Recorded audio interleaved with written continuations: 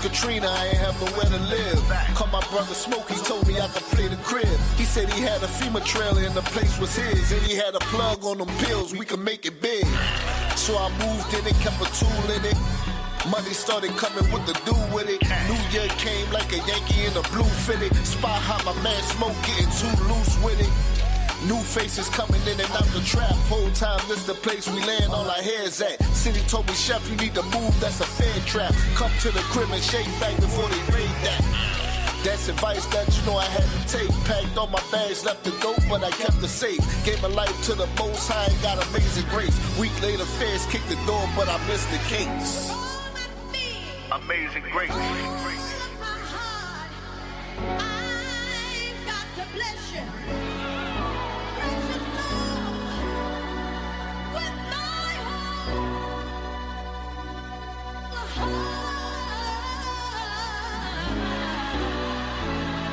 whole 3 open cases sitting in that cell. Replaced the C with an H, I was sitting in hell. I went them up with no commissary, it crushed me. It made me feel like my family didn't love me.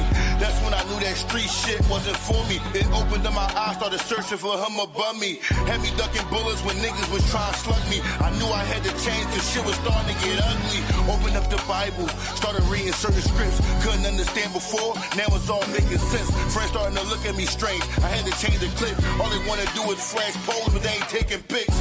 Plus Philly all Muslim, so it's major hate. I hit the street, started to teach, trying to change their fate. Plus in that book of life, I'm trying to make some space. If I don't make it, all praise for his amazing grace. Amazing grace. I've got to bless you. Precious Lord, with my whole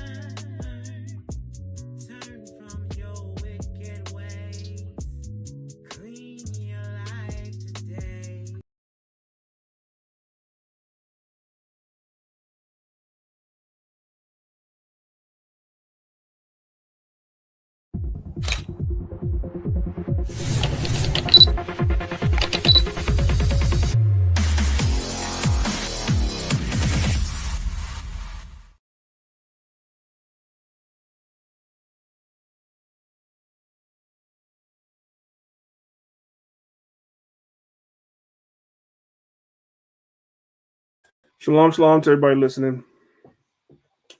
Give all praise, honor, and glory to the Most High God, Yahweh. And we do so in the name of His only begotten Son, Hamashiach Yahweh Shai, who the world calls Jesus Christ. I want to say peace and blessings to everybody listening.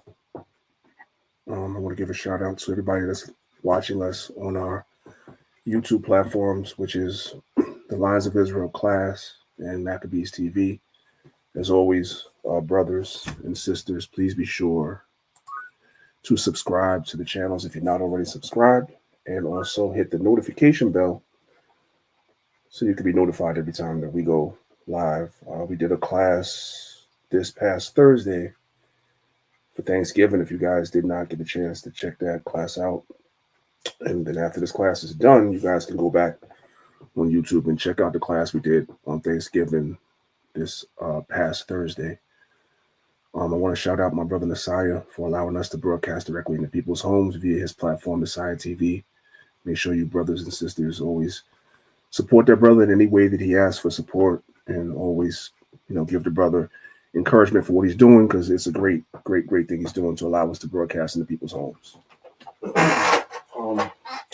Last but not least, I want to shout out my clubhouse people as always. As you guys come in the room, make sure that you guys share the room, ping people into the room, and of course, you guys are welcome to come over to YouTube and check out the PowerPoint. So today's lesson, on a scale of 1 to 10 in terms of should you watch it as opposed to listening, on a scale of 1 to 10, today's class is going to be a 20. It's going to be a 20. I definitely would encourage that if you're listening on Clubhouse, that you click the link at the top of the room and come over and look at the PowerPoint, because I do have some people assisting me teaching today, because we're going to be talking to the sisters. So you guys know, when we talk to the sisters, they're easily offended, which is okay with me if I'm speaking the truth. They're easily offended. So I'm going to have some of the sisters help me say what it is that I need to say to them. It's going to be some tough love today. It was okay. It was all great when it was the brothers. All the sisters was like, that was great. The men definitely needed to hear that. And there's going to be some more tough love for the brothers. But sisters, today is your turn. Today is your turn. So if you're on Clubhouse and you can click over to YouTube and watch the video, please do so. But if you can't, that's fine as well. All right. There's a lot to go over today. I'm going to be playing a lot of videos to accentuate what the Bible already says. And it's funny because a lot of what the Bible already says, you have people in the world that are finding these things out, even though they don't read the Bible, and they're finding these things out through trial and error. And what winds up happening, since we're talking about our sisters today, what winds up happening is by the time some of our sisters actually figure things out, you have a lot of trauma that you went through in relationships, because you done been bouncing around from one person to another, and you have a lot of trauma. You have a lot of trauma. So what we have to do now, when we're in a position of having trauma, and Priest Daniela has his own traumas as a man growing up, that I have to now show brothers the way, in a better way, to do things better than I did, so they don't go through the same traumas. So none of us are coming into this thing unscathed, man or woman. All of us have our traumas that we dealt with or we're dealing with. Our job as men and women is to instruct those that come behind us not to make the same mistakes that we made. You shouldn't be a man or woman in your 30s and 40s just figuring it out. And that's what many of us are. Right? So we're going to give instruction today to our sisters to pass down to those that come behind them how not to make the same mistakes you made, and how to be a better version of a woman, because we're talking to the women today, than you may have been when you were their age. So it's going to be some tough love today. With that being said, before I get started, I want to turn the floor over to Elder Zahab if he has anything he wants to say before we get started. Ashar Shabbat, all praises to the Most High King. In the name of his son, Mashiach Yahushai. Now, I don't really have much, brother. I'm here listening, and, this lesson is long awaited, for both brothers and sisters. So we have to be even keel, and we have to be just. So I'm just here listening, priest. Let's get to it. And of course, at any time, if you want to add in, the floor is yours. It's definitely a lesson that I want your input on anything I say. If the Spirit, hits you to say something, feel free to say it. All right. With that being said, without further ado, we're going to go ahead and we're going to get started. All right. So everybody strap in, and hey, see what the Spirit brings out. Okay. So let me share my screen. That'll be helpful, wouldn't it? Yeah, it sure would. Okay. So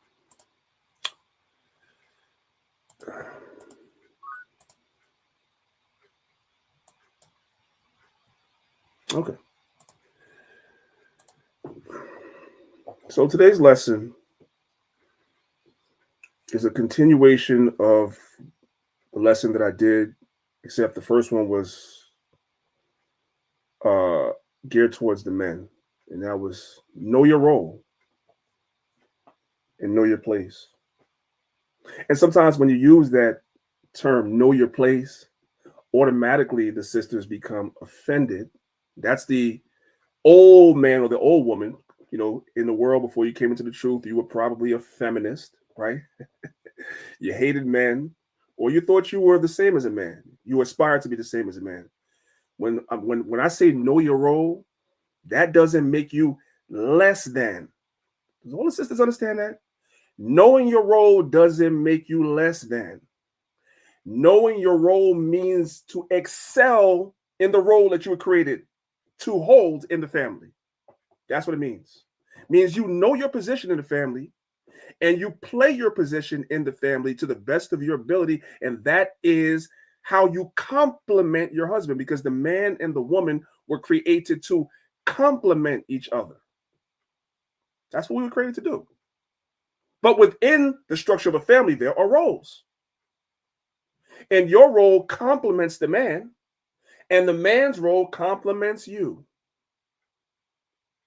And it's easier to talk to the man because the men understand these things, because men are not emotionally based. Men are emotional, yes.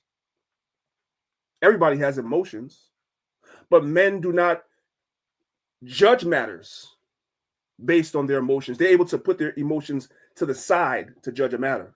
That's why men were set up to be judges over Israel, not women. Because a woman will run her judgment based through her emotions. She'll run her actions through her emotions. She'll run her logic through her emotions. A man will put his emotions to the side and judge the matter on the merits. Does everybody understand that? And that complements each other, because there's such a thing as being overly logical to the point where you're not reasonable. And sometimes men can be that. You're overly logical to the point where there's no reasoning with you. That's where the woman compliments you, because she's based in her emotions. So sometimes her emotions will get you to at least be empathetic and not be overly logical like a damn computer. You understand? That's a compliment. It's not a lesser than or better than. Does everybody understand? Because sometimes you say these things to the sister, you're saying that we're emotional. That's a good thing. That compliments the man, because the man is logical. Some men barely have emotions or barely show emotions. And so until he finds the right woman, and then she's able to get to that part of him that he hides from the world. And that's a compliment to him. So when men say that you're emotional, don't always take it as an offense. It's a compliment. But yet and still, our sisters sometimes are overly emotional. Just like sometimes men can be overly logical, women can be overly emotional, and there's a balance to the two. There's a happy medium in between. And the man and woman are supposed to complement each other. That's the point. And unfortunately, the men don't know their role anymore, except for those the Most High is waking up and coming into this truth. And even with that, sad to say, even some brothers in the truth don't know their role. Some of the things I see on Facebook that men say, I'm like, you don't speak like a leader. You want a woman, you want a family, you want a wife, this and that, but you don't talk like a leader. You talk like a nigga still. That just knows you're an Israelite. And some of you sisters on social media, you say you want a husband, but at your core, you're a feminist still. You're a feminist still. At your core, you still want to compete with a man instead of playing your role that you were created to complement that man and your family. And we're going to talk about that today. And some of y'all are going to be offended, right? And you know what I say? If you are offended by the truth, good. Change. How about that? If you are offended by the truth, I say good. Now change. It's the book of 2 Corinthians chapter 13, verse 5. It says, examine yourselves. That goes for the men and the women. We must all examine ourselves. So we examine the men already, and we're going to examine the men more. And 9 times out of 10, what's really funny is more of the lessons that speaks about examination, more of the lessons of rebuke and reproof. If we was to weight on a scale, I'm talking about not just our camps, most classes I sit in, most of the rebuke and the correction is aimed towards the men. That's on purpose, because the men be knowing that when we talk to the women, y'all get in y'all feelings. It's harder to talk to y'all. Every time I do a marriage counsel, I don't want to do them. Not because of the men, it's because of the women. Because it's hard to talk to you when you're in your feelings. You've been married to your husband for 10 years. Y'all are having problems. Y'all sit in the council, and you look me in my face and tell me that you have not said or done anything in 10 years to offend that man with a straight face. Yeah, y'all sisters be doing that. And I'm looking at you like I don't even want to talk to you now. I don't say that to y'all. Y'all might not think that's what's going through my mind, but now I don't even want to talk to you because I already know you're the problem, more so than him. Because I always start with the man in the marriage counsel. Hey, well, okay, I want you to tell me, brother, what are some of the things you do that offends her? Or do you think you do things that will offend her? 10 out of 10 times the brothers say, yes, I know I got to change this. I got to fix this. And I got to fix that. Okay, brother, no problem. We're going to address all those things. Sister, what have you done in 10 years that you might think that the brother is offended by? Have you done anything? She'll tell me no. I'm trying to use some nice words here because I want to tell you, I don't want to tell y'all what I really be wanting to say to her. You sisters, when you tell me that. But I'm not going to use any any foul language. So I'm just going to tell y'all, listen, if it's brother, sister, I'm not counseling y'all if your wife is going to come and tell me y'all been married for 10 years and she has never done nothing. That is a lie.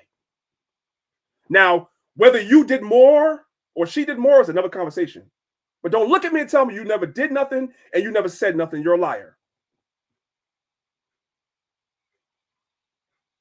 So the Bible says we should examine ourselves. All of us need to examine ourselves and take accountability for where we fall short. When I did the class about being a good husband and being a role to husband, there were several things in the class that I created that I said to myself, I have to be better at. I have to take accountability for I'm not good here. I can be better here. I can communicate better. I can do this. I can do that. I can be more patient. So forth and so on. I have to take accountability. Imagine me sitting here telling you there's nothing wrong. Are you kidding me? Some of you sisters, that's what you do. You take no accountability for what's wrong in your marriage, what part of the marriage that's wrong that you are the problem in, and then you wonder why you got problems. It don't make no sense to you. Examine yourselves whether ye be in the faith. Examine yourself and measure yourself against the scriptures. What were the women in the Bible that the Most High calls righteous sisters? The sisters that are mentioned with great esteem in the Bible. Measure yourself against them. Are you her? If not, change.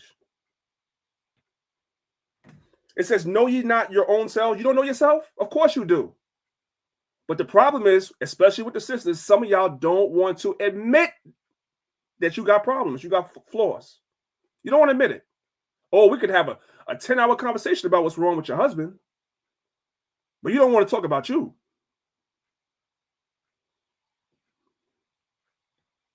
Hey, sis, I'm going to tell you, I'm going to give you a little secret, right? How many of you sisters have a husband that don't like being home? You might be the reason why he don't like being home. I'll leave that. We're gonna come back to that. Don't think I'm gonna leave it. I'm gonna come back to that. I'm just gonna throw that bone out from early. Well, my husband is never home. Might be because of you. I'm just saying. You know yourself. You know how you are when that man is around you when he's home. That's the reason why he's not home. I'm just saying. Anyway, let's keep reading because we have a long way. It's gonna be a long class. This is gonna be a long class today. It says, "Know ye not your own selves, how that Jesus Christ is in you, Yahweh Shai is in you, right? And everything that Yahweh Shai taught, which is Christ comes in the volume of the book. Except ye be reprobates. If Yahweh Shai is not in you, if this word is not in you, you are a reprobate. And we should all be striving to not be reprobate. Everybody understand?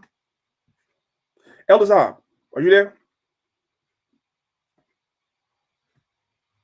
You may not be there. It's all right. No, Salakia, priest. I'm here, King. You're good. Forget it. I fixed it. It's okay. I thought I was having some technical difficulties. I fixed it. Let's go to the next slide.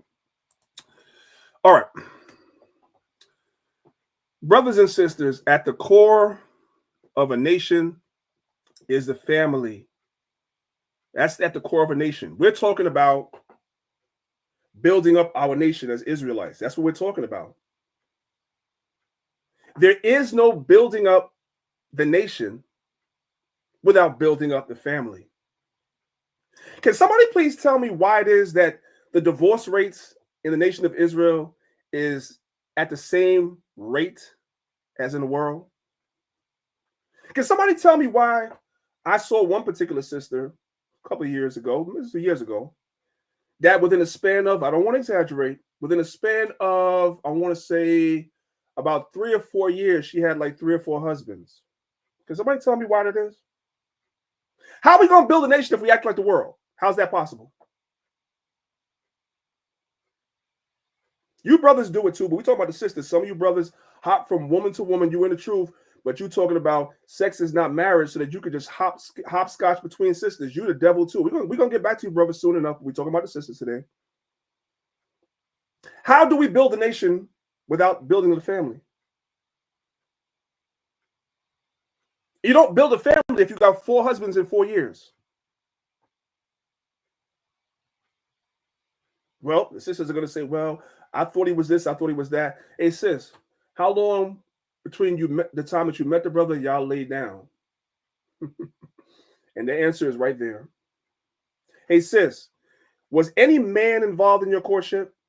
Was there a man that you consider to be a leader, a mentor, an elder, a brother, whatever it is? Was there somebody involved in your courtship? Somebody that's not interested in you, that could be on the outside and observe and tell you things that you may not want to hear? Like, hey, sis, that brother's not good for you.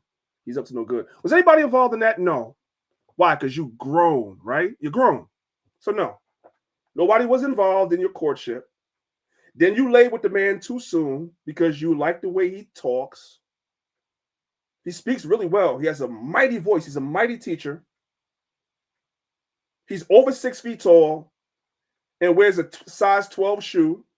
So you got in your lust and laid with the man and then found out that he wasn't about nothing. And now you want to blame the brothers. No, that was you. That was you. And if we keep making irresponsible decisions like these as men and women and being like the world, we can't build a nation. There's no nation. There's no nation.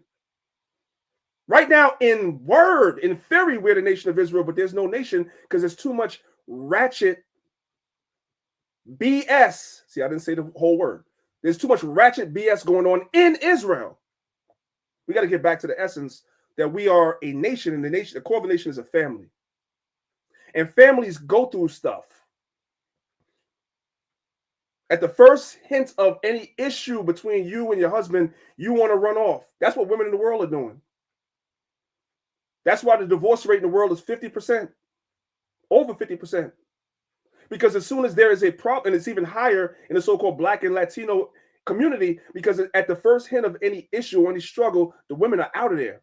And women initiate divorce in the world 70 to 80% of the time. And the number one cause of divorce is not domestic violence. It's irreconcilable differences. It's BS. That's why there is no Black community no more in the world. What you saw in the daggone 60s when Black men and women came together during the civil rights movement doesn't exist anymore. There's no family. That's why there's no Black community no more. That's why. That's why the other nations haven't been able to come into your community and set up businesses and drain the resources, because there's no family. And the women play a great role in that. At a 70% clip above, you guys are divorcing your husbands in the world. Irreconcilable differences being number one, not rape, not domestic violence like people try to tell you. Those are not the number one reasons. Those things are bad. That's something else. We're not talking about that. But irreconcilable difference, in other words, you guys can't come together. But understand, the core of a nation is a family. There is no nation, there's no neighborhood, there's no community, there's no city, there's no nation without family first. Listen. Like 60 to 70% of Black people are not witnessing commitment growing up.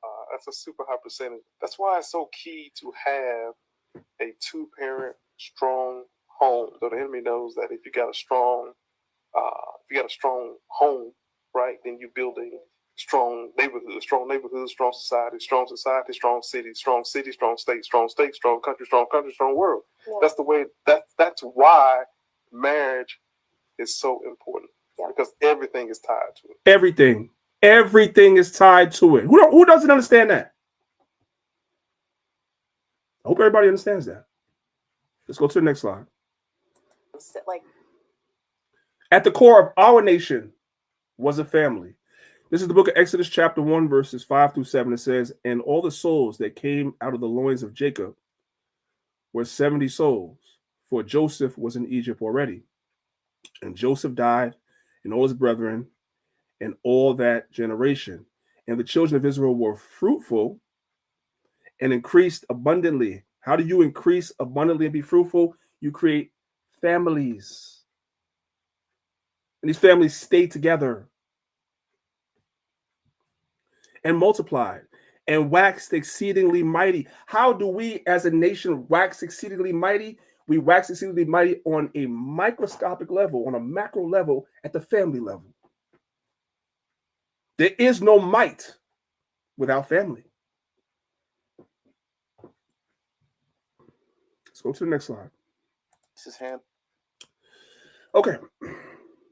Let's go back to the beginning.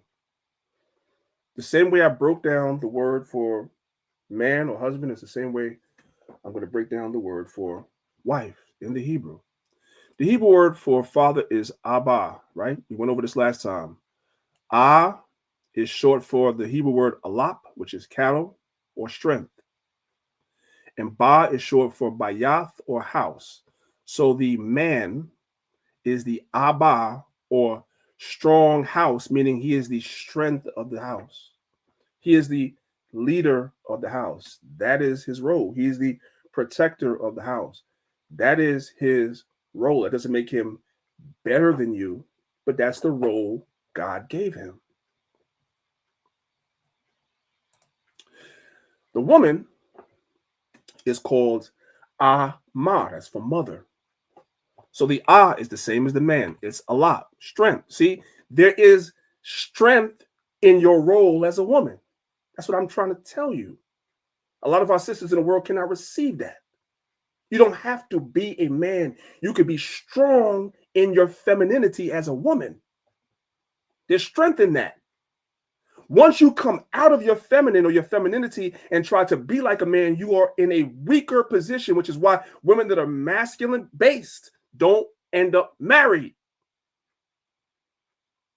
Or if they end up married to a man that's weak, like King Ahab. King Ahab was weak.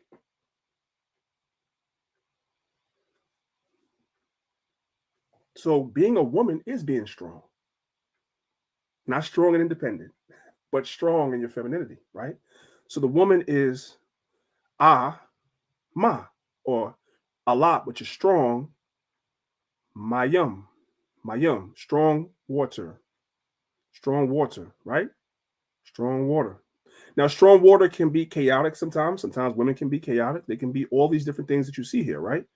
But strong water also, one second, I have the slides out of order. Let me go grab that real quick. Okay. Strong water in ancient times also refers to glue. Glue.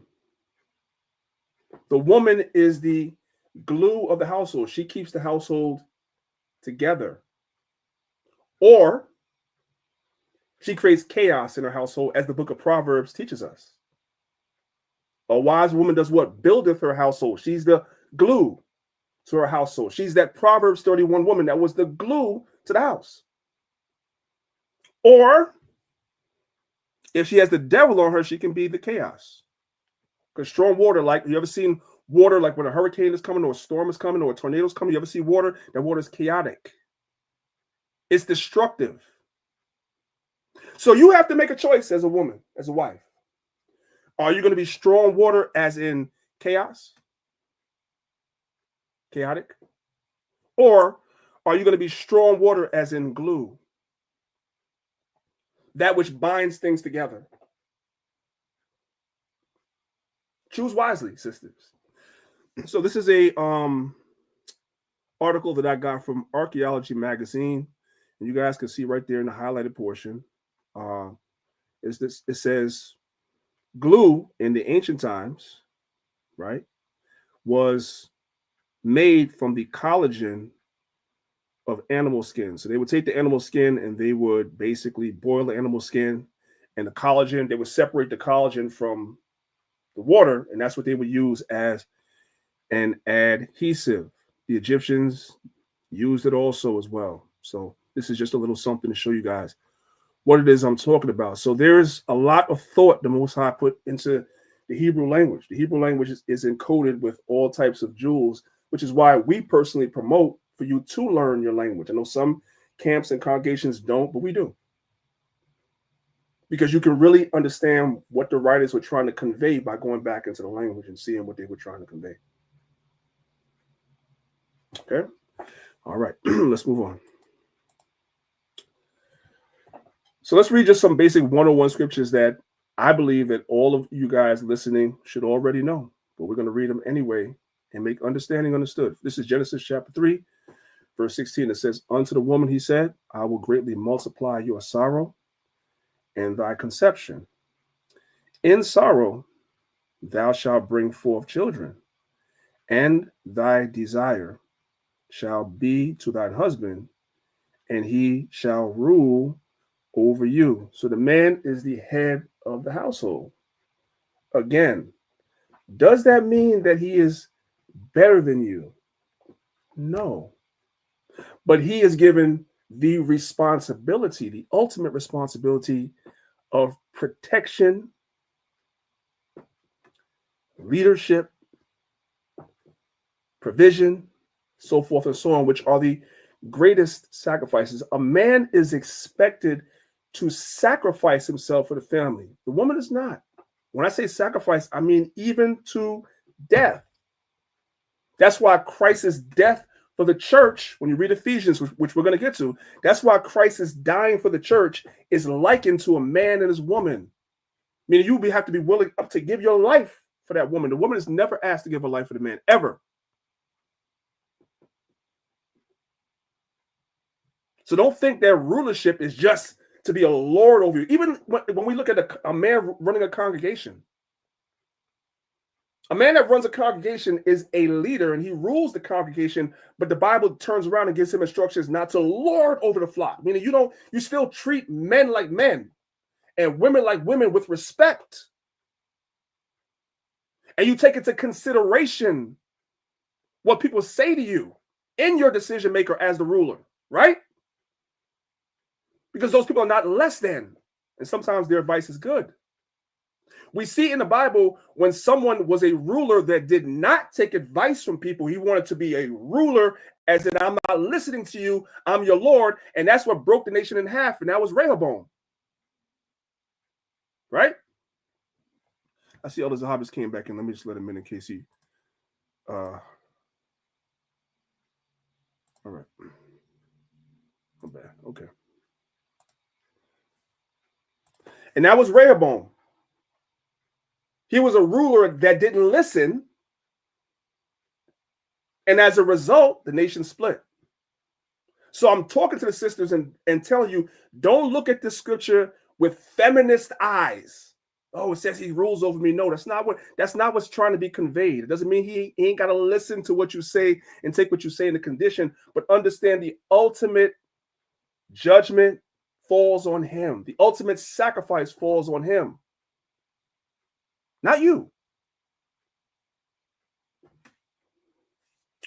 Let's go to the book of 1 Corinthians chapter 11, start from verse 1. It says, be ye followers of me, even as I also am of Christ. Now I praise you, brethren, that ye remember me in all things, and keep the ordinances as I delivered them to you. But I would have you know that the head of every man is Christ, and the head of the woman is the man, and the head of Christ is God. So Paul is not saying anything different than what was written in the beginning. Again, you guys on Clubhouse, if you guys want to click the link and come over to YouTube, I'm going to be showing a lot of videos momentarily, so you guys definitely might want to see what it is I'm going to be showing, right? Let's go into the basics first. Now, Shout out to Elder Karab. He called me a couple of weeks ago and gave me this jewel, which I wasn't even thinking about it on this level. But another reason why the woman is called strong water or water is because life comes from water, right? Let's go back to the book of Genesis, chapter 1, verse 20 to 23. Excuse me, it should be 20 and 21. Okay.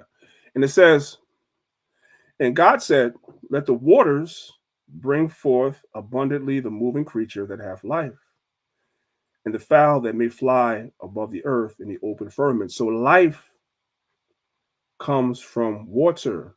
So we literally come from the waters in Genesis. That's what the Bible says. And then if you want to look at it figuratively, we come from the womb of a woman.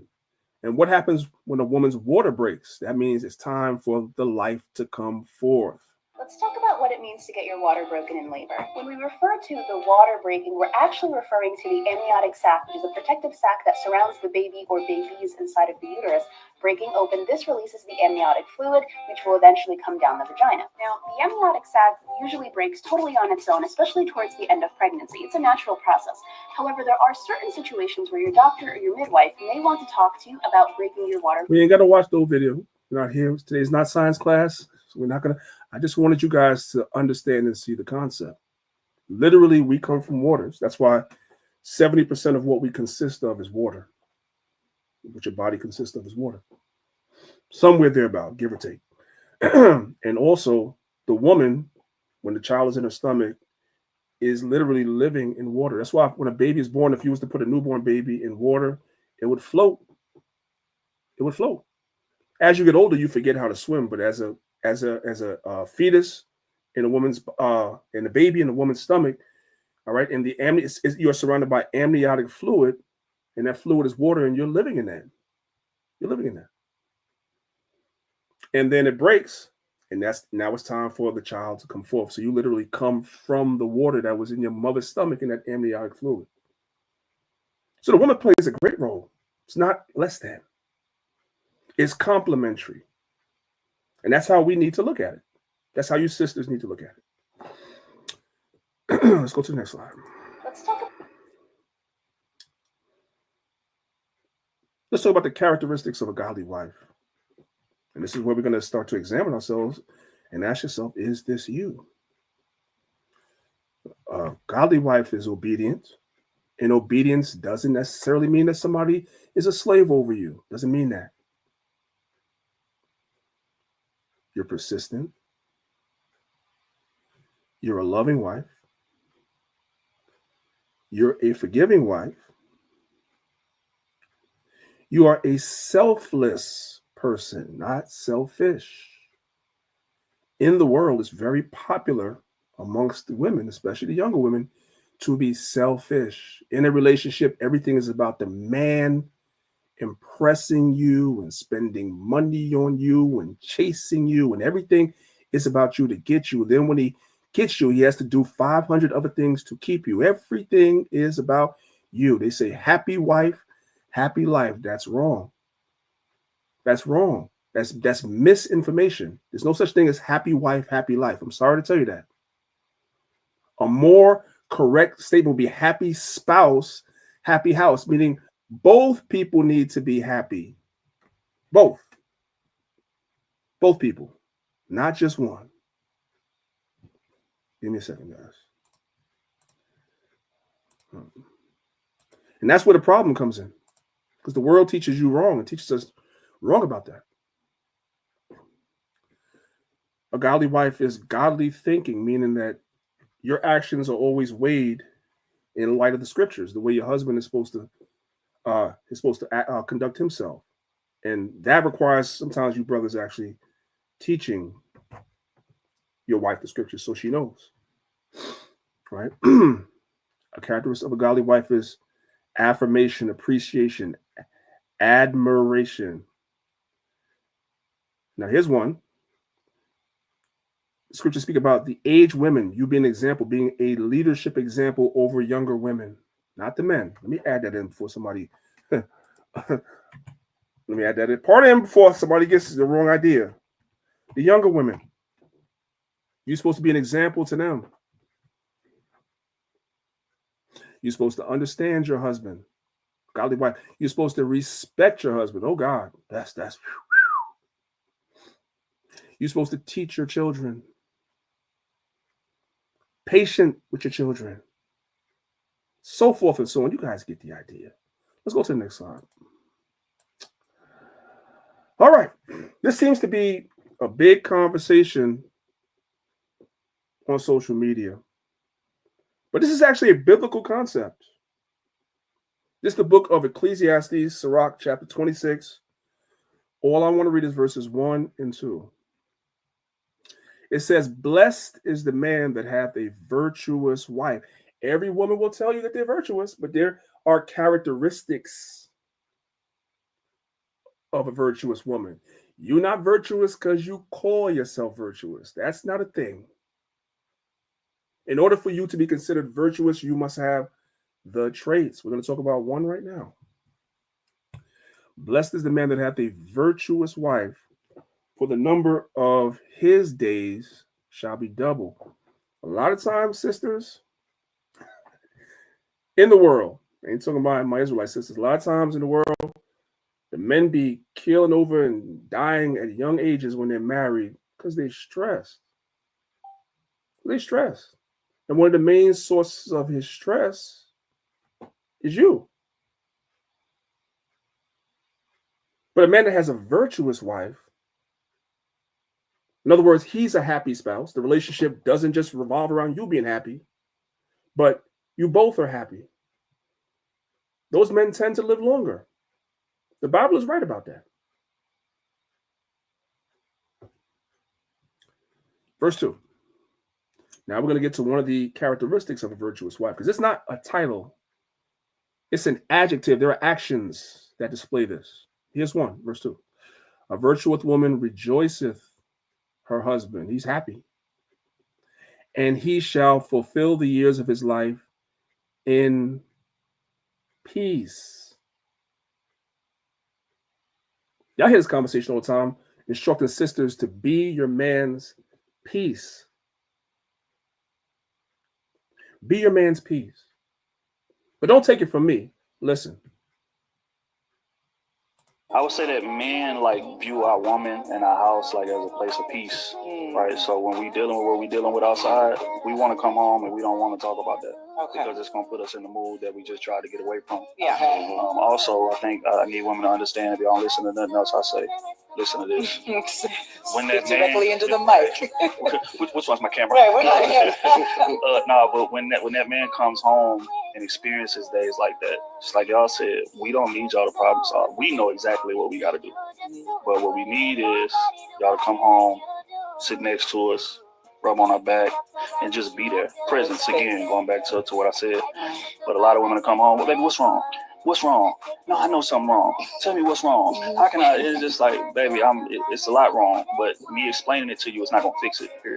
I got what I need to do in my head. But it's just a matter of me figuring out the approach and how you can aid in that. Is just give us your presence. Give us that femininity that's our brain, that touch, that rub, that, baby, you need something to eat? You good? That. And we good. But don't come in asking us 1,000 questions about it. All you're doing is adding to the stress. That's crazy. Because I feel like so many women miss the mark on that. Yes. Oh, that was meat right there, boy. That was meat. How many of you sisters understand that? Men are naturally problem solvers. When a man has a problem, he's sitting back calculating how to get out of the problem. A lot of times women want to wallow in the problem. While you're wallowing in your problem, that's based on your emotional nature, the man is sitting back saying, how the hell do I get out of this thing? I don't want to talk about the problem and talk about the problem and talk about the problem. I want to know, how the hell am I going to get out of this? That's the difference. And so when a man comes home, he's trying to get away from whatever problems there is. He comes in, he's not trying to deal with no problems. Some of you guys are waiting at the door for your husband to come home to give him 500 other problems. And you don't understand why a man can't receive that, because you don't understand men. You don't. You could be married to your husband for however long and you still don't understand men. Everything is a learning process. Don't be offended at that, but it's the truth. A lot of men don't understand women. which we talked about last time. We're going to talk about in the future. It goes both ways. We all could be better. But your house is supposed to be a place of sanctuary and peace for your husband. He's not supposed to come home and you're nagging him. He's not supposed to come home and you're bringing him 1,000 other problems. He just wants to come home and just get away from everything. That's what the home is, and that's how you compliment your man. You are his getaway from the problems. You are his peace. That's part of being virtuous. Now that we understand that's a quality of being virtuous, how many of you sisters qualify to call yourself virtuous now? You know who you are. Your husband come home and you're just waiting to give him every freaking thing that's wrong in the world, to lay that at his feet as soon as he comes home. If that's you, change. Do better. You heard it from the mouth of men. Too often, a lot of women take advice from other women, and that's where you go wrong on how to deal with a man instead of coming to the horse's mouth, the man, and letting the men tell you what it is they need and want. The men tell you. And the sisters just said at the end of the video, a lot of women miss the mark on that. You know why? Because you're listening to other women and not the men. Everybody got that? Okay. Now, Loquisha says something else. Loquisha right here, I'm going to call her Loquisha. I'm saying she thinks otherwise. This is what she said. She said, I'm no man's peace. Then you ain't going to never have a strong man ever. Ever, ever, ever, ever. I'm no man's peace. I don't stroke no nigga ego. I'm going to wake up and talk my shit every fucking time. So if you're looking for her, stop looking at me. Thank you. Where do you think she learned that from? She learned that from her mother and her aunties and all the other miserable women that was in her life that also were not their man's peace as well. And that's why her mama and her aunties and all the women in her friends group are all single and have no man, and therefore have a lot of trauma because a man comes around you trying to be with you because he likes you, and it realizes that you are chaos. You're strong water, not strong water as in glue. You're strong water as in chaos, and these men abandon you. They don't want to deal with you. They ghost you. They do all these things, and you blame the man, and the whole time it's you. Because you're not his peace. And then unfortunately, some of the brothers that come into the truth learn the truth and realize that Christ said there's no divorce save for fornication. So now you stuck with a woman that thinks like her. That's not peaceful. And in her state of delusion, she doesn't understand why she's having problems in her marriage, because you're not your man's peace. That's why.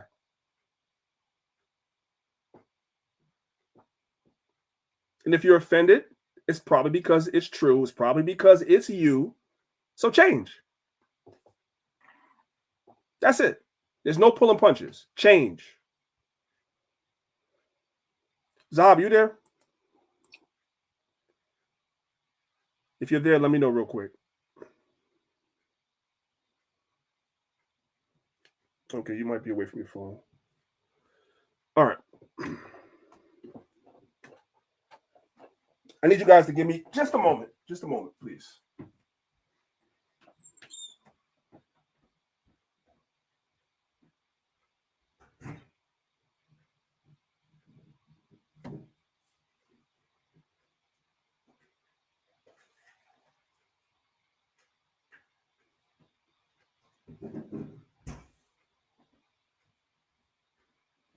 All right, so now let's go to the next thing. Are you this woman? This is the book of 1 Timothy chapter 5, verses 14 through 15. First of all, before I get to Timothy, let's look at what's on the left-hand side. The Proverbs 31 woman, which most Israelite women think that they are. She wasn't idle. A lot of sisters in Israel are idle, meaning you don't have nothing to do. You're waiting for somebody to come and tell you what to do instead of you looking at yourself in the mirror, examining what talents you have, and bringing your talents to the table. If I don't come to you and tell you do A, B, C, and D, you don't do anything. You're just idle. Then from your idleness comes gossiping and all types of other stuff. And that's why there's so many problems with the sisters in Israel. Why is that? We know in the world women are competitive. They don't like each other. They don't get along. We know that in the world. But why is this true in the Israelite community too? Why do women in Israel not get along? Why is it that women in Israel have a suspicious and evil eye towards other sisters all the time? Why? You know, they say, for the most part, men have lifelong friendships. In other words, if you talk to certain brothers and everything, you know, talk to certain men in your life, they always have somebody that they've been friends with for 20 years, 25 years, 30 years, always.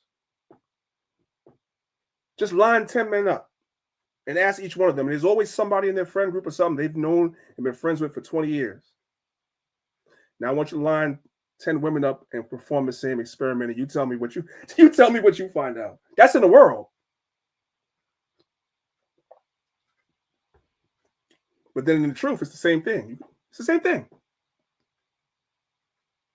And that comes from idleness. You're not a Proverbs 31 woman if you're idle. Sorry. Find something to do. This is the book of 1 Timothy chapter 5, verse 14 through 15. And this goes back into the woman being the glue, that which binds together. 1 Timothy 5, verse 14. I will therefore that the younger woman marry. But in order for the younger woman to marry, somebody has to teach the women how to be a wife. And the only way you can teach a woman how to be a wife is not with your words. She has to see that in your life and in your relationship. That's how you teach them. Most people think that you teach people by what you say. But you teach people by what you do. I'll give you a perfect example. I have a sister who really was against this truth for many, many years, like vehemently against this truth for many years. And just recently, over the last couple of years, she's kind of come around to some of the things that it is that we teach. And it wasn't I'm not saying anything different to her now than I was saying years ago. But because I was persistent in what I did, what she saw, my life, was one of the reasons why she came around to this way of life. You don't teach people by what you say. You teach people by what you do, especially people that are unbelievers. So you want the younger women to marry. Well, the older women need to be married first. And not just be married, they need to stay married. And they need to have successful households. And their husbands need to be happy to be married to them. And in doing those things, you will teach the women through your actions, through your example, to be married. That marriage is a good thing. And you teach the younger women to bear children. Same concept. By how you have children and how you deal with your children is going to teach the younger women that family is good. A lot of the women, especially our so-called black women, we're going to talk about them for a second, at a 92% clip, voted for Kamala Harris. And for many of our women, the number one reason why they voted for Kamala was she was a woman. And coming up a close second at 1B was quote unquote reproductive rights. In other words, they wanted the right to have an abortion. They wanted to have irresponsible sex and then use abortion as a contraceptive. We need to erase that mindset in our community and teach the younger women the virtues of having children.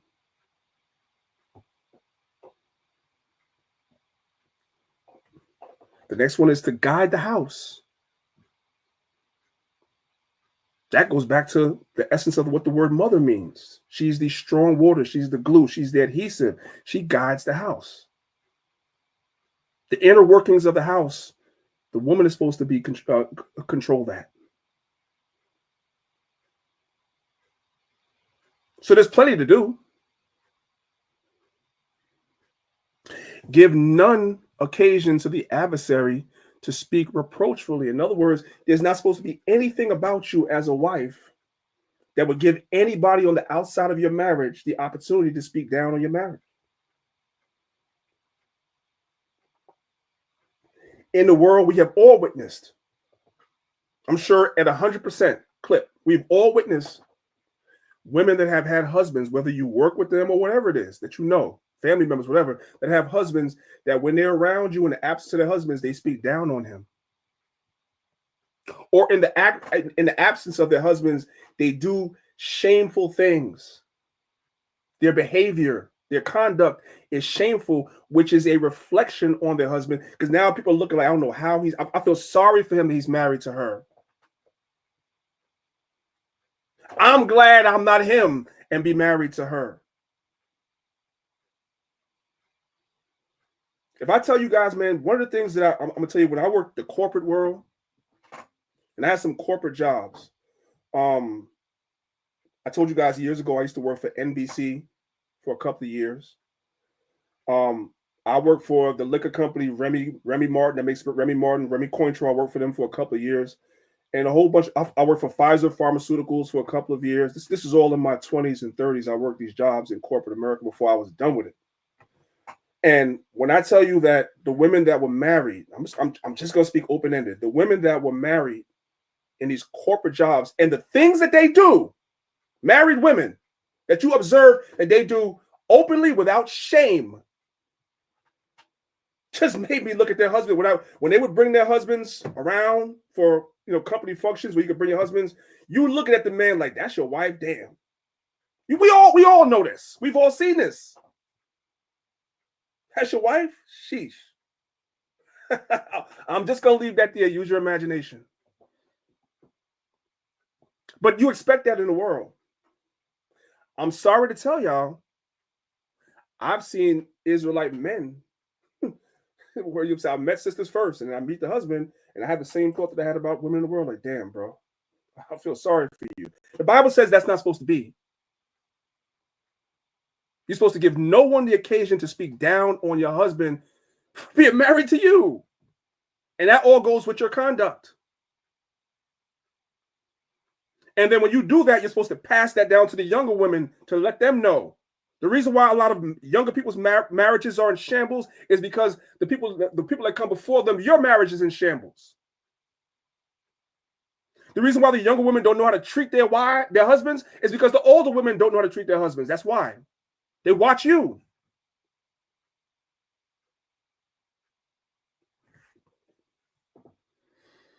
Let's go to the next slide. The apex woman in the Bible is the Proverbs 31 woman, which every woman says she is. If you ask her, I'll leave it up to you. You'll all say that you're Proverbs 31 woman. Every last one of you. Let's read some of the characteristics of this woman, because it doesn't just encompass wearing a head wrap and a long skirt. That's not a Proverbs 31 woman. Some of the biggest 304s, I said that's a good one. Some of the biggest 304s in the Israelite community wear head wraps and long skirts. That's a fact. Proverbs 31 verses 10. It says, who can find a virtuous woman? Well, we found out one attribute of a virtuous woman in Sirach says that she's her husband's peace. And husbands, understand you need to be your wife's peace too. She needs to be at peace around you as well. Don't get it twisted. But here are some more attributes of a virtuous woman. The apex woman. For her price is far above rubies. You can't put a price on this type of woman, which means these type of women are rare. They're rare. The heart of her husband doth safely trust in her. He knows that that woman loves him and will do him no harm.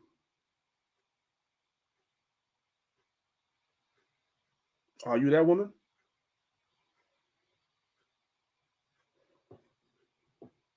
So that he shall have no need of spoil. Verse 12, she will do him good and not evil all the days of her life. You have a lot of women that are wives that you're evil towards your husband. Your heart meditates evil towards your husband.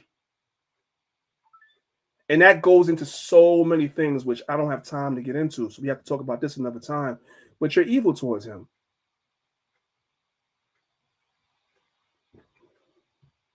And that's why a lot of brothers, especially in the world, die at a young age when they're married, because the part of that stresses the woman. When a woman is good to her, do sisters realize that the things that men require of a good wife and a woman aren't even financial? It's the basics. It's the basic stuff. Just being nice, being good, being pleasant. It's the basic stuff that don't cost nothing. So somebody tell me, why is it so hard?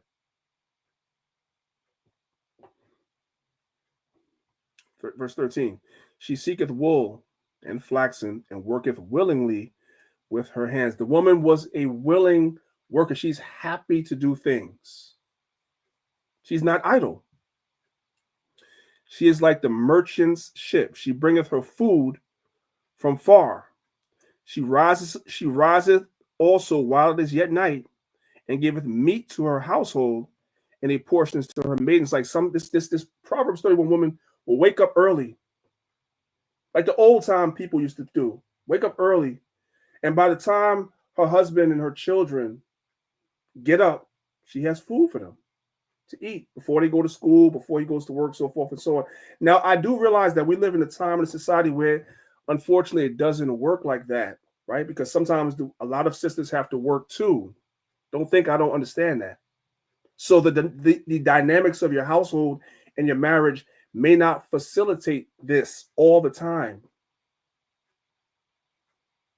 But there's no excuse for this not to be the case some of the time. There's a difference. There's a balance. So if you guys are off, I don't know, on a Sunday, right? You could be this woman to your husband. Again, this costs nothing. But you tell Eve in the world to do this, you would think that you don't put a yoke of iron on her neck and she's back in slavery. To do this basic thing for your man. But and then out the same mouth that you buck up against this, you would tell me that you're a good woman. How? How, Sway? Let's go to the next slide. Here's some more characteristics. She considereth the field and buyeth it. With the fruit of her hand she planteth the vineyard. She girdeth her loins with strength and strengthens her arms. She perceiveth that her merchandise is good. Her candle goeth not out by night. So obviously this woman was a woman that didn't have a job. So some of these things may not necessarily fit the dynamic of your relationship because you have to work like your husband has to work. So some of these things may not fit that dynamic, but it's just giving you an idea of what an apex woman is, right? And you should strive to be some of these things to the best of your ability. And you sisters that don't have jobs, that your husband completely is taking care of the household, and you should be hitting more of these than that. You should be hitting most of these. She layeth her hand to the spindle, and her hands hold the staff. By the way, let's talk about real quick about planting a vineyard, and let's talk about laying your hand to the spindle. We already know that when we were coming up, some of us that are older, right? There was a class that was given in high school called home economics. I remember taking that class. I'm giving my age away now. We had something called home ec classes when I was in high school. In home economic classes, they taught us how to sew things.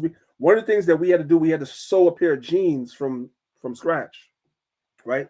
You learned how to do different things, right? They don't give that in school no more. And the youth are not getting that from their parents no more.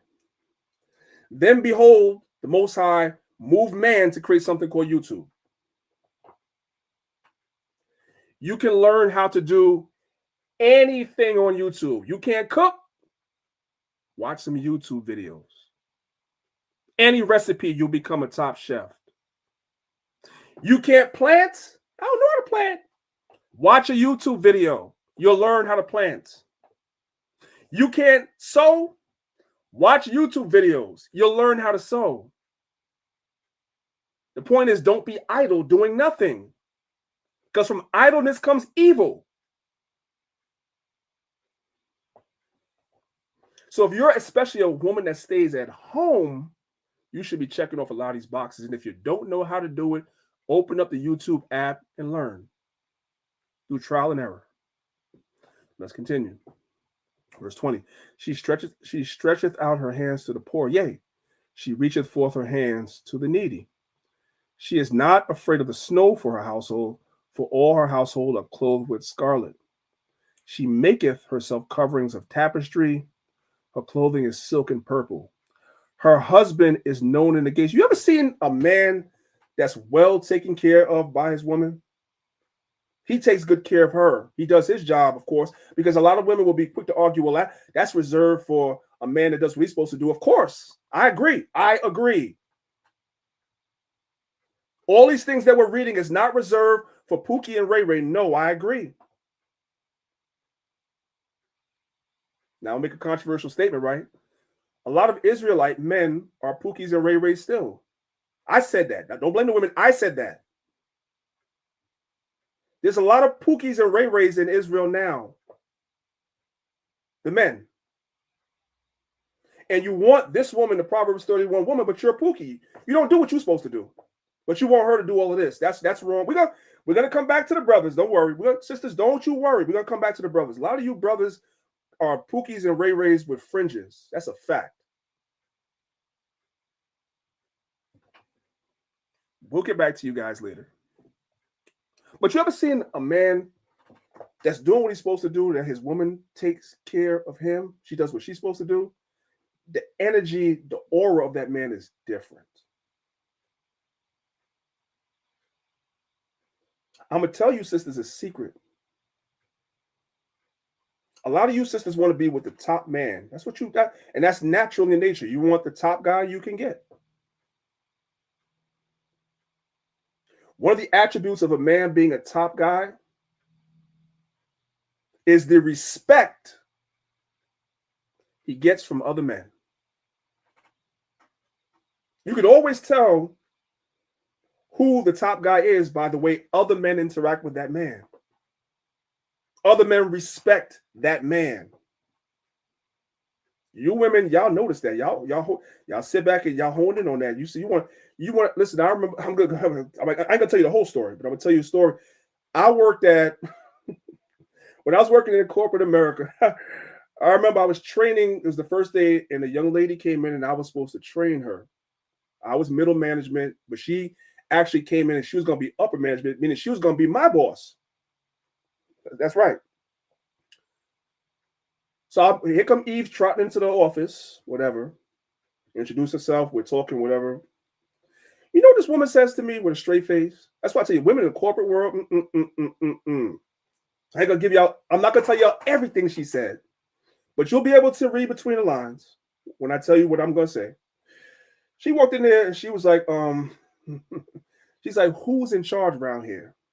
Like, who's the top guy around here? And I pointed the guy out as a brother. And she was like, nodded her head, said, okay. And I want to say, I'll give it like 2 to 3 months. They were together. Use your imagination. They was together. Because women gravitate to that. I'm speaking real. You gravitate to that. You sit back and you observe. I want that guy because he's on top. That's the man. I want him. And that's okay because that is your nature. The Bible is clearly telling you that's your nature. So why am I saying all this to you? Because the Bible says her husband is known in the gates. One of the things that makes men respect other men is his woman. Is his woman. When you have a woman that does these things, when she is her, other men respect that. You sisters don't understand what type of power you really have. You just don't exercise it properly because you're too busy trying to be men. instead of being strong in your womanhood and your femininity. These things that this woman does is feminine, and she's strong in these things, and therefore she was able to get a top guy that's respected by everybody else, which is what every woman wants. The more feminine you are, the more submissive you are, the more you are this Proverbs 31 woman, is the better, greater caliber of man you're going to get. You're going to get that top guy that you always wanted. You ain't going to get that trying to be strong like a man. It's not going to work. You're going to get a beta male. That's what you're going to get. And then you're going to complain about it. He doesn't want to work. He doesn't want to take care of the household. He can't keep a job. He doesn't want to, yeah. That's what you attracted. Because you want to be like the man. Instead of being like the Proverbs 31 woman, which is where your strength is. I know this is tough medicine for you sisters. Y'all will be all right, though. Let's go to the next slide. Oh, boy. Look at this. Somebody come look at this. Somebody look at this. Look at this. Somebody come and look at this. Look at this. Yes, sisters, I want you sisters to look at this. Because some of y'all have it twisted. So let me help you out. This is Proverbs 31, another sign of a virtuous woman. Verse 24. It says, she maketh fine linen. So we already discussed the fact that she was industrious. She had certain skills, which every wife can obtain by watching YouTube. So she makes fine linen and selleth it. Translation, sisters, the sister was bringing money in the household too, even though she was a stay-at-home wife. Her husband did not have to go out and get 2 and 3 jobs like in this economy. In this economy, it takes 2 and 3 jobs sometimes to get by. That's why a lot of you sisters have to work.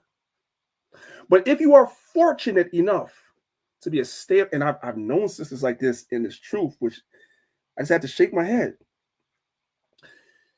If you're fortunate enough to have a husband that allows you to stay home, he doesn't want you to work, and he winds up going to get 2 jobs, and you sitting on your hands and doing nothing, you are not a Proverbs 31 woman. Stop saying that.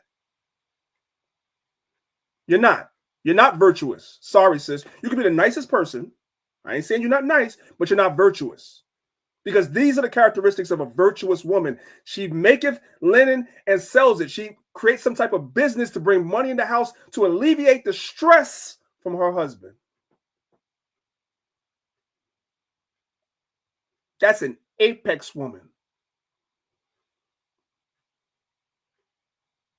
A lot of sisters have it twisted. You think when the Bible says a man should provide for his household, it means that you can't bring nothing in. You don't have the responsibility of bringing nothing in. Oh, you don't have to, but you're not a virtuous woman either. So pick your poison.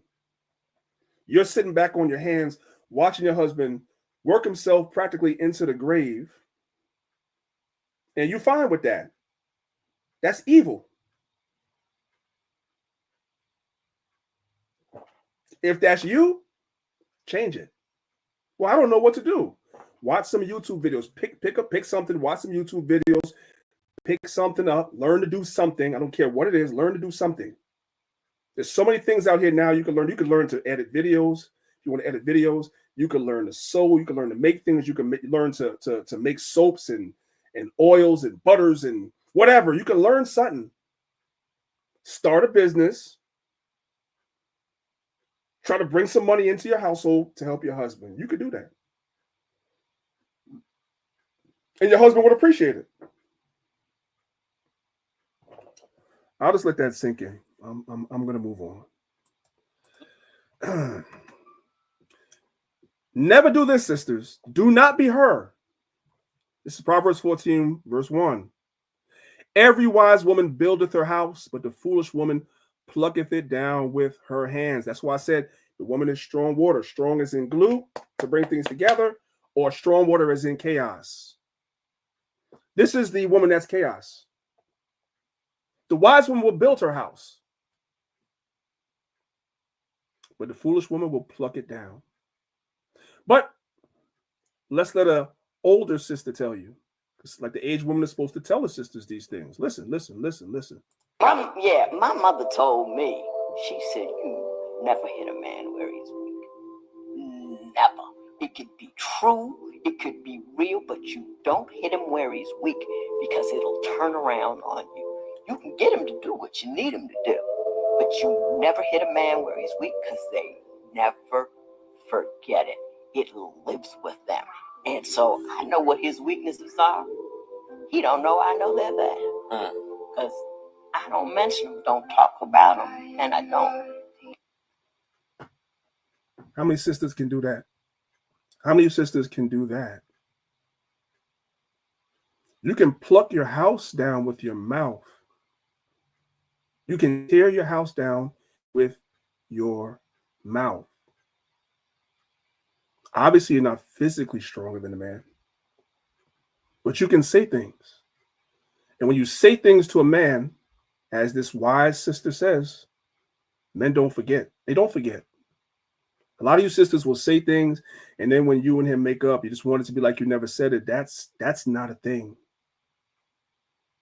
So you might want to choose your words wisely, because when you say enough things to a man over time, they add up in the world. I'm talking about in the world. They add up, and a lot of times the marriage is over.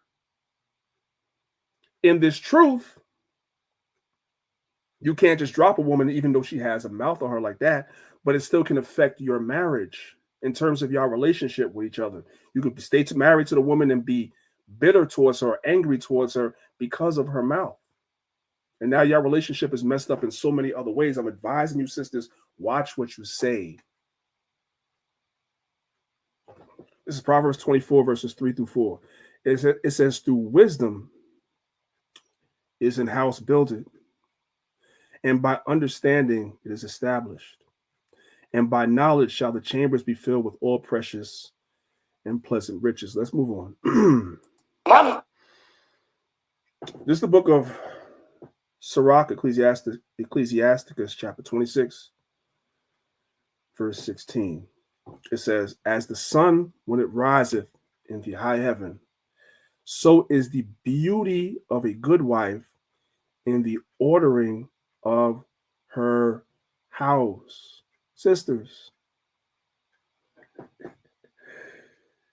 when the Bible says you should guide the house, part of guiding the house is adding beauty to the house, turning the house into a home.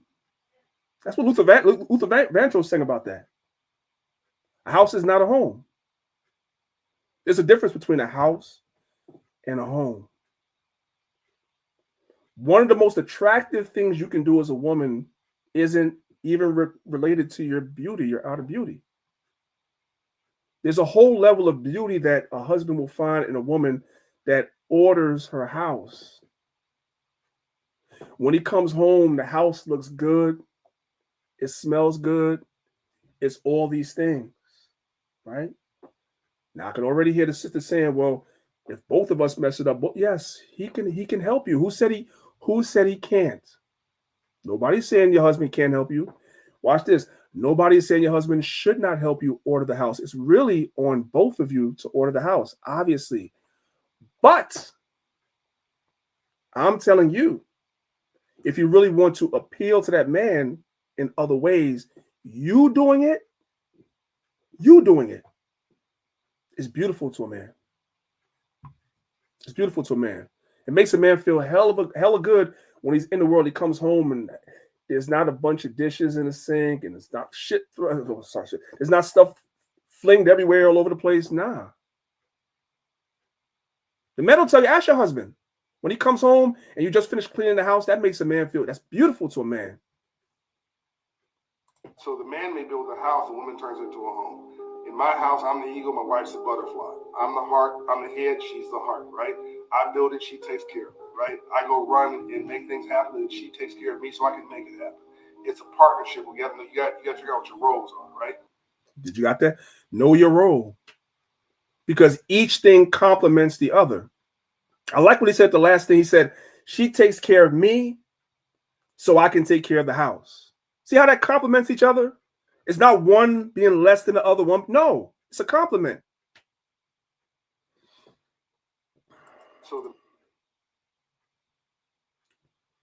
Listen. I feel like the more your place feels like a home, you don't mind being at home. Does that make sense? Like, sisters, did you catch that? Not only can your behavior make it so your husband doesn't want to be home a lot, for you sisters that, you know what I'm saying, are stressful, I'll use that word, but also if your home is not ordered well, the man is not excited to come home either. Here's a helpful tip, sister. If you want your husband to be home, be peaceful to him, right? And also order your house well. Men find beauty in that. I feel like the more your place feels like a home, you don't mind being at home. Does that make sense? Like, a lot of people who are always out all the time, they got to go to the club every weekend, got to go out every after work to the bar. I feel like that's because your place not comfortable. You know what I'm saying? Like your place don't feel like a home. Now we don't go to clubs, we don't anything. But the point of the video is when your home is well ordered, it feels different. You want to be there. You don't want to go nowhere. You ever seen somebody that is like a homebody, don't want to go nowhere? That's because their home is well ordered. The best place they could be is home, not in the streets, but home. And when you add to that you have a peaceful wife at home, that makes the man want to be home even more. Think about it. Let's move on. Okay. Next thing, I need you sisters to listen and listen very well. Listen very, very carefully. This is Ecclesiasticus chapter 36, verse 21 and 22. Listen, it says, a woman will receive every man, and yet is one daughter better than another. Verse 22. Here's the point. This is a tip for you sisters. It's going to help you a lot. The beauty of a woman cheereth the countenance, and a man loveth nothing better. I'm going to read it again. Ecclesiasticus 36, verse 22. The beauty of a woman cheereth the countenance, and a man loveth nothing better. All the things that we've gone over so far that the Bible encourages a wife to do, your roles, don't cost you nothing. After marriage, many of you sisters forget the art of seduction. You done forgot that. You done forgot how you got that man. How you got that man's attention. You forgot. You understood it as a single woman trying to attract your husband.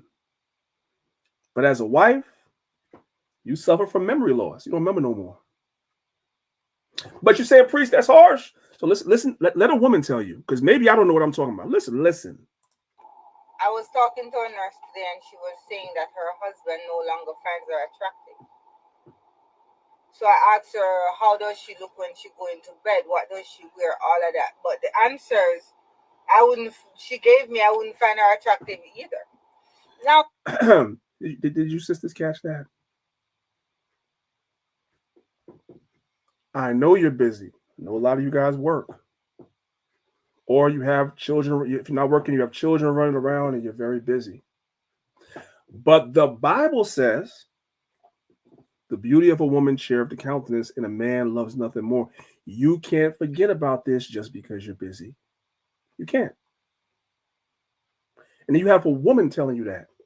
Women complaining that their husband don't find them attractive anymore, yet you're in a household with your husband and you always are, I'm trying to say something, a hot mess all the time.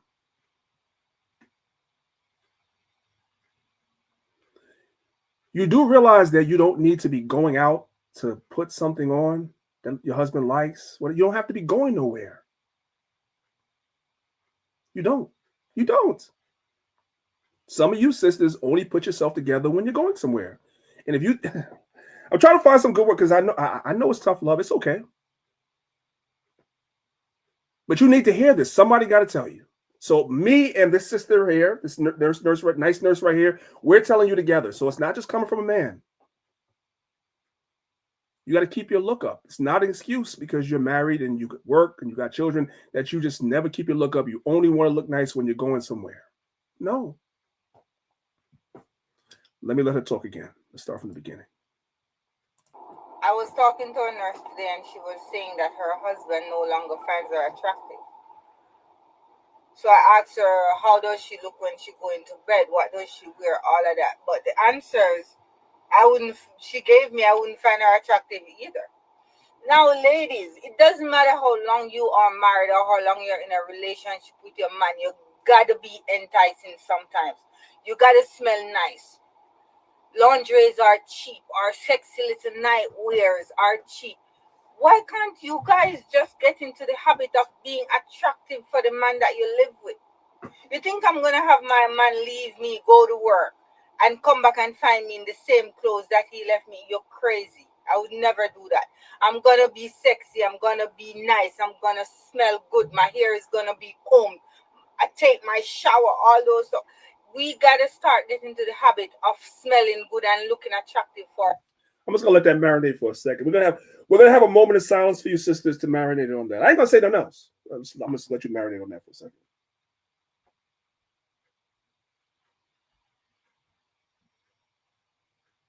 All right. All right. Hey, if that's you, change it. And let's move on. The power of the feminine and femininity. It's encoded in the Bible. So we just read the beauty of a woman, shared the countenance. Now, our foremother Judith understood the assignment. She understood the assignment, right? The Most High was going to use her to smite one of our enemies that was oppressing her. But in order for her to get in that close enough to our enemy, to be able to do that, she understood the assignment. I got to look the part. Got it? Okay. This is the book of Judith, chapter 10. Let's pick it up from verse number 1. It says, now after that she had ceased to cry unto the God of Israel, and bad made an end of all these words, she rose where she had fallen down and called her maid, and went down into the house in the which she abode in the Sabbath days and in her feast days. And she pulled off the sackcloth which she had on. In other words, she knew I have to change how I look if I want to get close to that man. If I'm going to attract that man, it's better get close enough to him, I got to change how I'm looking. And put off the garments of her widowhood, and washed her body all over with water, just like that sister said, and anointed herself with some daggone shea butter or whatever you put on your skin, lotion, whatever it is. Lotion is kind of cancerous, y'all don't use that, but anyway, that's another class. Anointed herself with precious ointment, meaning she smelled good. Braided her hair, meaning she did her hair, right, of her head, and put on a tire on it. The tire represents she put on a head wrap, right? And put on the garments of gladness. She knew exactly which dress to put on that was going to get the attention of the person that she intended to get. Watch this. Here comes the point I'm trying to make with this. These are all the things wherewith she was clad during the life of Manasseh, her husband, meaning when her husband was alive, this is what she did. She bathed herself, put stuff on her skin to make her skin shine. She put on precious ointments, right? She made herself smell good. She kept her hair done, right? And she wore certain types of dresses and stuff. She did this while her husband was alive because that's what he liked. That's what attracted him to her. So she kept it up. Verse 4. And she took sandals upon her feet. She wore nice shoes and put about her bracelets and her chains and her rings and her earrings and all her ornaments, and decked herself bravely to allure the eyes of all men that should see her, because she wanted to attract this particular enemy that was oppressing Israel. She wanted to get close to him so she could deal with him. So you know what she didn't do? So what she didn't do? She didn't get into her masculine. Her power was where? Her power was where? In her femininity. That's where her power was. I keep telling sisters that. You want to be like a man too much and don't realize the power that you already possess. That's how Eve was able to get Adam to go off. She did it in her feminine. This sister used her femininity for a good cause. But the point I'm trying to make to you is that she understood these things, right? And she did this while her husband was alive, meaning she didn't just do it in this particular occasion after he died. This is what she always was doing for her husband.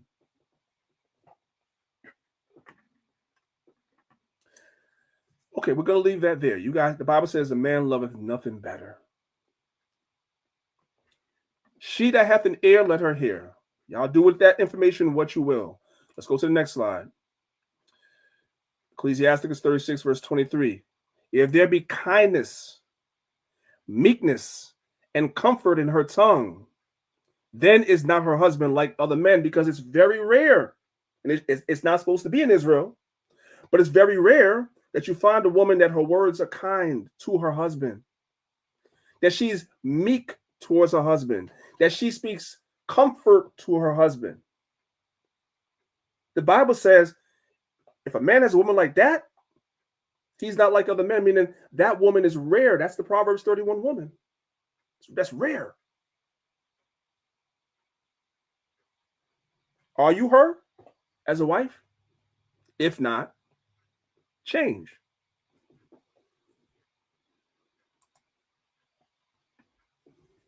Let's go to the book of Ephesians chapter 5, verse 24. It says, therefore, as the church is subject unto Christ, Hamashiach Yahushai, so let the wives be to their own husbands in everything. That word own is extremely important. In the world, especially like in the Christian church, you have women that they're more submissive to their pastor or their bishop than they are their own husband. Their husband will say, we're going right. The bishop will say, we're going left. And the wife will bring the husband to the bishop to have the bishop scold the man or disrespect the man and make him feel a certain way that he wants to guide his household a certain way. That's not biblical. And we know women in the world do that. That should not be so in the truth. There is no man outside your husband that should be giving you instructions contrary to what your husband tells you to do. I need for all you wives to understand that. What your husband says that y'all are doing is the final word. That's why the Bible says to your own husband. Even me as a leader, Elder Zahab as a leader, when we give instructions within the camp, these are general instructions, but then there's also instructions within your household that your husband is going to give, and you're supposed to follow that. And if what Priest Daniela says contradicts what your husband says, you go with what your husband says. That's what the Bible says. Do not weaponize a leader or a bishop or their words against your husband. That's wrong. Now, when the Bible says being subject or obedient to your husband, that's not slavery. That's what is taught in the world.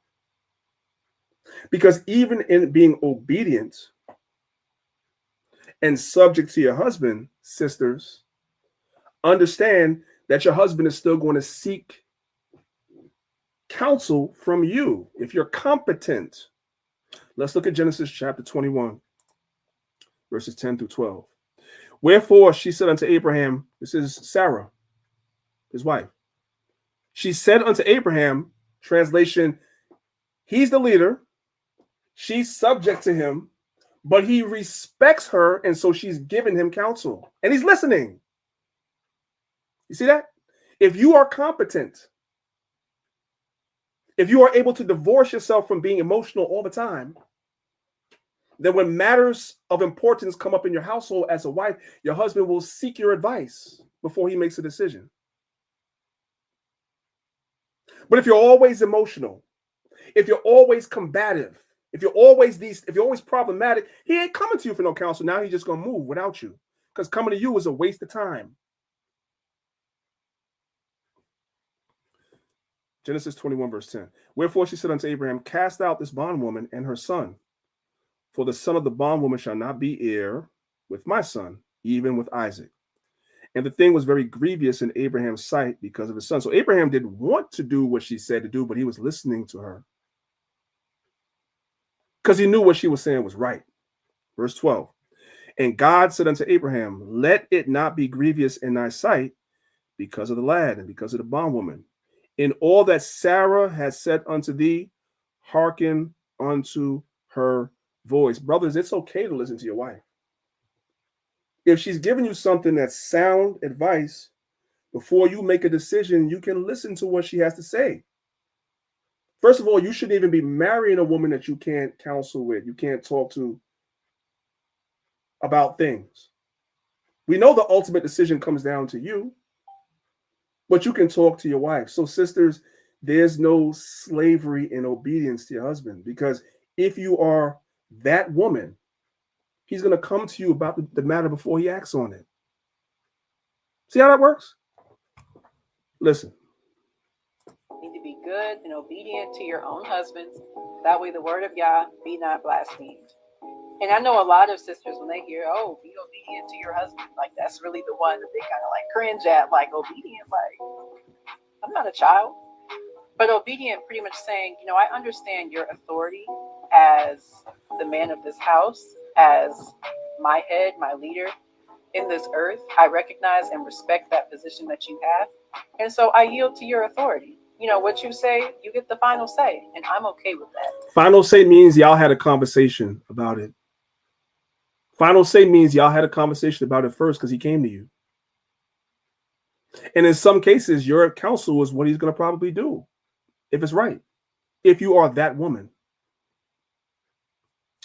We'll leave that there. Let's continue. Listen, Colossians 3:18, wives, submit yourselves unto your own husbands as it is unto the Lord, right? Listen. Sis, can I share something with you today? It's very important. When you don't submit to your husband, that means you are in rebellion against God. And God calls rebellion witchcraft. It says in Ephesians 5:22, wives should submit to their husband as unto the Lord. So when you submit to your husband, you're in essence submitting to God. And when you don't submit to your husband, you're in rebellion against God, and he considers that witchcraft. So a lot of homes are not functioning correctly because we're outside of God's order. Submission to your husband is not because he's good or he deserves it or any of those things. Submission to God shows that you trust God, and submission to your husband says that you trust God's word. So when you submit to your husband, you're not doing it to him, you're doing it to Jesus. I want you to remember that today. Get your home in order and carry on. I'm not going to add to that. She has the final say. Let's move on. Listen. Why do we as black women? If you guys have a TikTok account, follow the sister. Her name is Just a Girl. The sister is very, very good. And the women on TikTok hate her. When I say they hate her with a passion. Why? Because she loves her husband and she's going against the grain on TikTok, and she speaks good about her husband and her marriage. And the women on TikTok hate her. Her account is called Just a Girl. If you're on TikTok, follow her. Follow her. It's a good sister. I'm sad that she literally just converted to Islam, like literally over the last couple of months. But outside of that, she's on point. I hate the word submission. Like, it really blows my mind the amount of black women I hear. I don't like that word. It just doesn't feel right to me. I don't believe in that. You submit every day when you go to work. Like, we submit every day in our lives. It's okay. How do you want a man to protect you, provide for you, sacrifice his life, give up his money to take care of you, but you cannot submit and follow his lead? Trust that he got you? Trust his authority? Respect his authority? How? Like, it doesn't make sense. I don't know when I don't know when our minds just took everything and made it negative. Social media did that, sis. Social media did. We're gonna leave that there. Again, if you guys are on TikTok, her account is just a girl. All her videos are good. All of them. This is all she talks about, day in and day out. At war with other women on TikTok that are against this mindset. Let's move on. Why? I'll skip this slide for now. It's kind of more of the same. All right. This is the book of Titus, chapter 2. Let me just fix this real quick. Fix this really quickly so you guys can see it. Okay. This is the book of Titus, chapter 2, verse 4. It says that they may teach the young women to be sober. A lot of times when we see the word sober, we automatically in our minds think about alcohol. And that is true, but this goes a lot deeper than that. One of the synonyms for being sober is to be temperate. Temperate. Not chaotic. Temperate. That makes it easier for your husband to deal with you, to live with you, if you are temperate, easy to get along with. Real quick, since I said something about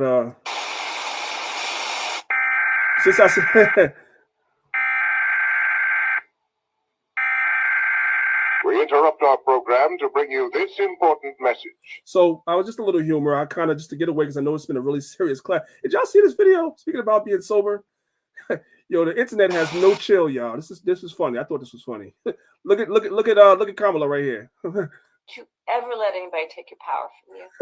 Who did this? You have the same power that you did before November 5th.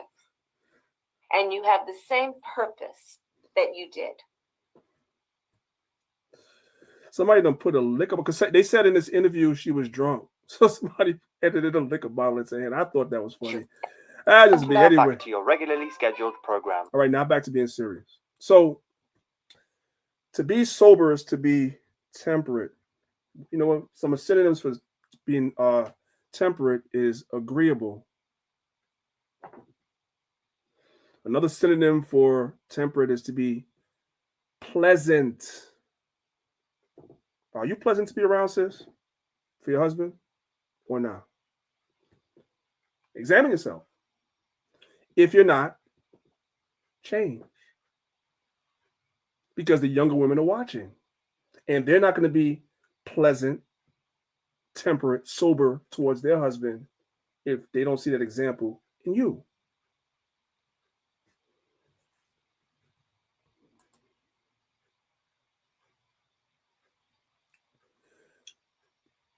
Verse 3, Titus chapter 2, verse 3. Let me just fix this real quick. You know, guys, we build it while we fly. I always tell you that, right? So the aged women, the older women, likewise, that they be in behavior as becometh holiness, because the younger women are watching. Not false accusers, which happens all the time amongst the sisterhood. I have so many squabbles and beefs amongst the sisters. It's crazy. Not given to much wine, so that's literal. That's literal. And teachers of good things. And I told you guys before, the best teacher is your example, your life that you set. It goes a lot further than just empty words. What else about the aged women? They need to be discreet. Well, the aged women in the church are not discreet. These women in the church are dropping it for Jesus. This is ridiculous. My man loves me. He provides for me. He protects me. So tonight, I'm going to drop it low just for him. Drop it low for Jesus. Drop it low for Jesus. You know the reason why these sisters think that this is okay to do in the church is because the older women made it okay. They made it okay. Keep the Lord in mind. When you dirty wine, drop it for Jesus. Keep the Lord in mind when you dirty wine. What? Okay, we're going to go to the next slide. I know there's children watching. This is crazy.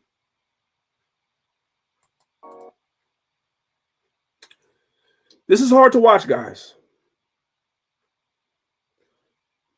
The aged women are not discreet. They're not chaste. So the younger people cannot be. Somebody tell me who taught this baby to do this. They're in church. Who taught this baby to act like this?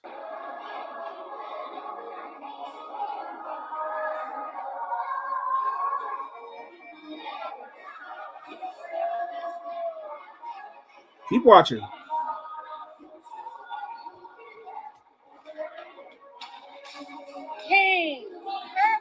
So the mama's there. I want you guys to the mama's there watching the little girl. Watch. Keep watching. You see this? Do you see this madness? She's grinding and winding.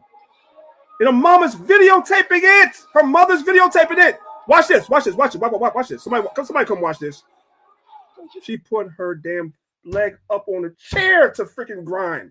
How old was that girl? Like 5? Are you kidding me?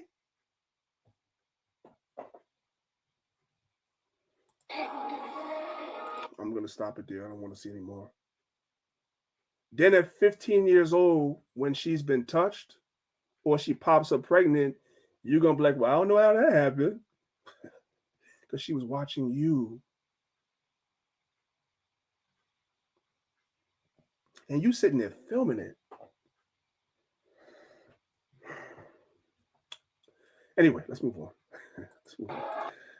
on. Some of you guys, your Lord and Savior is Beyonce. The Bible says the women should be keepers at home. Some of you worship Beyonce like you should be worshiping the Most High. Listen to this real quick. I can't cook. I'm the worst house. I'm the worst. Anything to do with cleaning, cooking, anything domestic, I'm just really bad at it. Yeah. Well, that's I have all right. time. I'll Yeah, figure it out. I'm sure you've got other things, other priorities right now. Little things. This woman is 40-something years old, married with 2 or 3 children. She can't cook or clean. So what is baby Blue Ivy going to grow up and not be able to do, brothers and sisters? Say it with me. She's not going to be able to cook or clean or guide the house. Because her mama can't. So what type of man is she going to attract? What type of husband?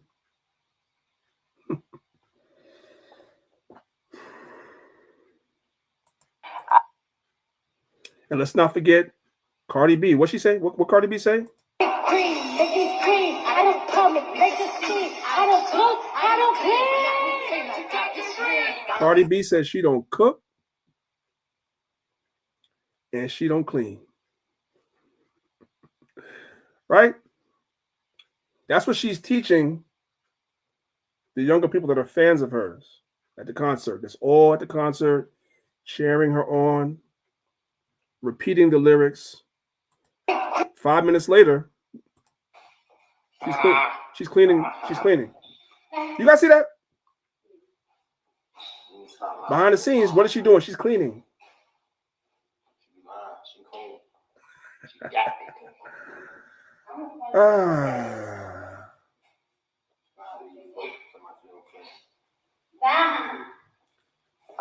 So she's got the youth, the young females thinking that that's a flex. Meanwhile, she's at home cleaning.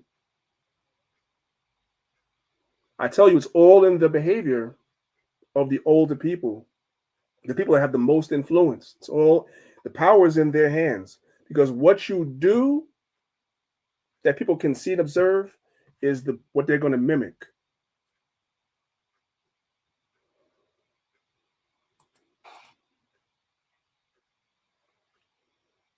This is a flex. Now what I need for us to do is we need to separate her outfit. We know the outfit is not becoming of holiness. So I'm going to separate what she has on. Let's just do that. Separate what she has on. And I want you to listen to what she says. Because this is where the real flex is. What does a submissive woman do for her man? Everything. What does that mean?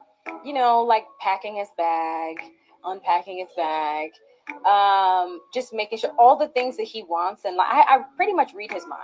So it's like, if I know you, And I study you. Like, I know how you are in the morning. I know how you are about midday. I know when you're in this mood, what you need. Like, before you can ever ask me for something, I'm already on it. I mean, he's spoiled. And you know, when I talk to my girlfriends about it, they're always like, oh, how are you guys doing? And I'm just like, girl, he's rotten. I'm like, he's spoiled rotten. Like, he's rotten. But I love that. Like, I want him to be that. I think my biggest flex is how I treat my man. Did y'all hear that? Her biggest flex is how she treats her husband. And because that's her biggest flex, going back to Proverbs 31, her husband is known in the gates and he's respected by other men by virtue of how his woman deals with him. Men see that. And men aspire to have, men are going to want a wife just like I want one to be one of them.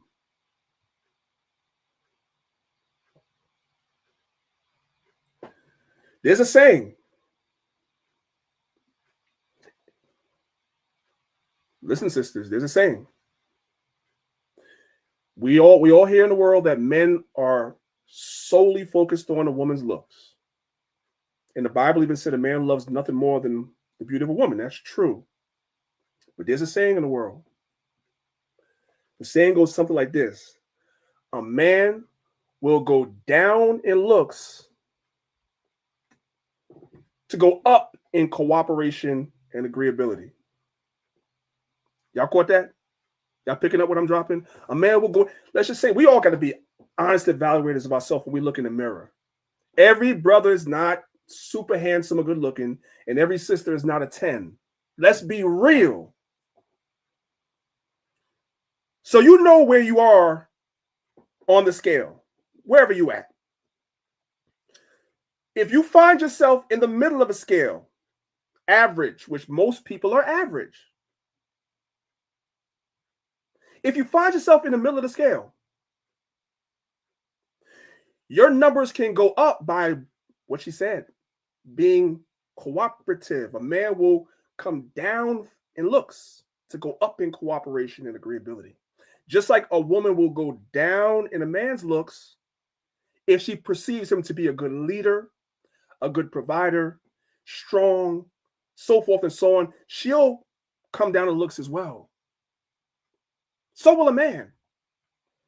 Your strongest flex should not be how you look, but it should be who you are and what you are able to bring to that man to complement him the way he's supposed to complement you in life. That's lost on this generation. We got to bring it back. And it starts in your relationship, in your marriage. It starts with you and me.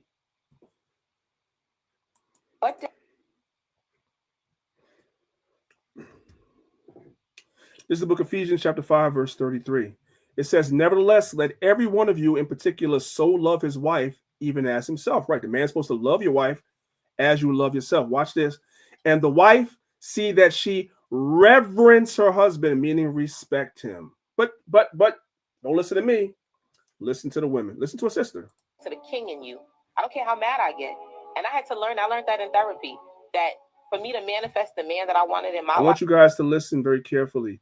You shouldn't have to go to, I don't know the sister struggle, whatever she got to this place, how she got there. She had to go to therapy. But this stuff is in the Bible. Don't be that sister that has to go to therapy to learn this. It's in the scriptures. I don't care how mad I get.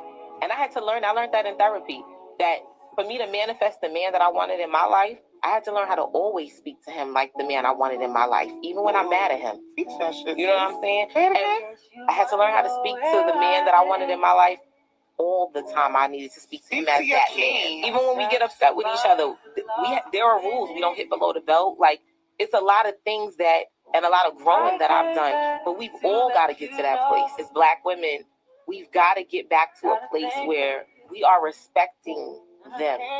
Because I can't expect you to show up and protect and love and provide, and I don't even know how to talk to you. I'm just going to leave that right there. Go to the next slide. There's no need for me to comment on that.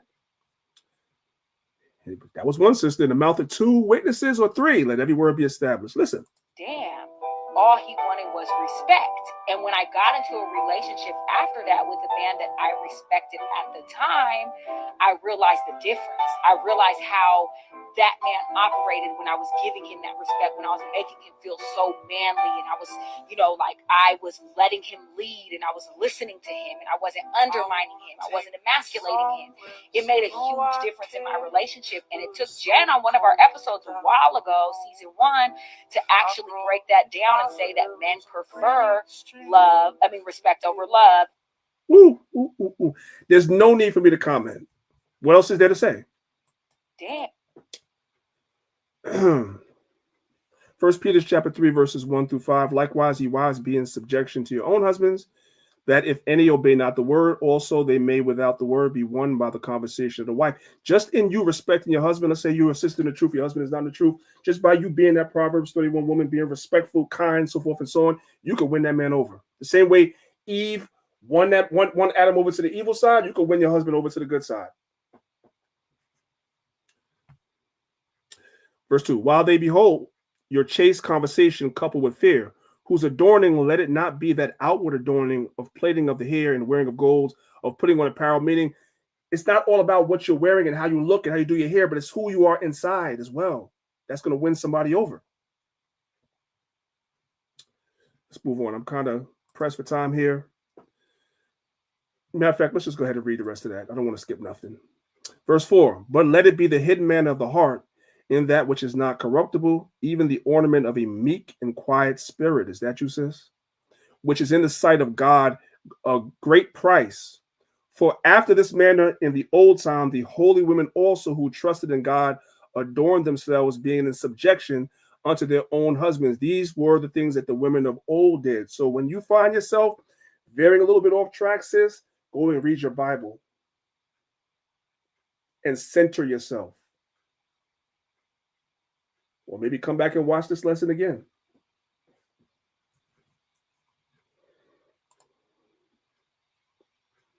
Verse 6, even as Sarah obeyed Abraham, calling him Lord. Sarah had so much respect for Abraham, she called him my Lord. How many of you sisters could do that?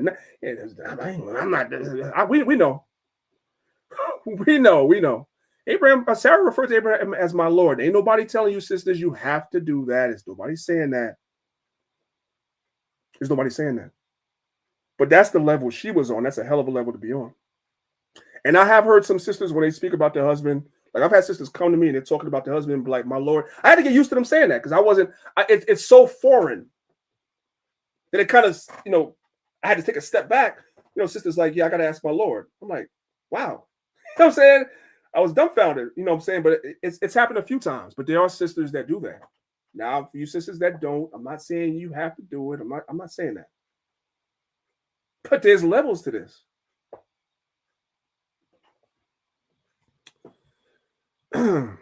Whose daughters ye are, as long as ye do well. So you're Sarah's daughters if you do well. And one of the ways that Sarah did well was by respecting her husband and are not afraid with any amazement.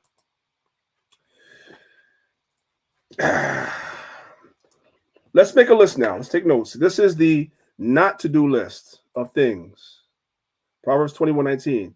It is better to dwell in the wilderness than with a contentious and angry wife. In your household, sisters, don't be contentious and don't be angry all the time. There are times, but if you're that way all the time, change. We already read this about a woman that plucks down her house. And one of the ways you can pluck down your house is with your mouth. This is James chapter 3, verse number 8. It says, but the tongue can no man tame. It is unruly, evil, and full of deadly poison. And a lot of our sisters have not mastered, especially when it comes to your husband, you've not mastered the art of bridling your tongue, letting words kind of roll around in your mind before they come out your mouth, and find the best way to say things. And that takes time. It takes time. It takes work. But you have to do it. Because if you don't try to master that, you can tear your household down that way, is what the Bible is saying. I'll skip this for now. Now, you guys remember the trend with the, remember the trend with the women choosing the man or the bear? Remember that stupid trend that was trending earlier this year, right? If you're not familiar with that, just watch this video real quick. Would you rather be stuck in a forest with a man or a bear? Bear. Man is scary. With a bear. What I've heard about bears, they don't always attack you, right? Unless you like fuck with them. So maybe a bear. Depends what man, but probably a bear. Oh, 100% a bear, which is like terrifying to say, but definitely a bear. Some men are very scary. This is what you call TikTok brain. These females consume so much damn TikTok that they start believing it's better to be in the wilderness with a bear than with a man being there to protect you from the elements. How stupid can you be? And I'm gonna speak frankly. A lot of these women, if they don't change their mindset, will never be wives. Or if they're wives, they'll never have the man that they really want to marry because ain't no strong man dealing with a woman that thinks like this.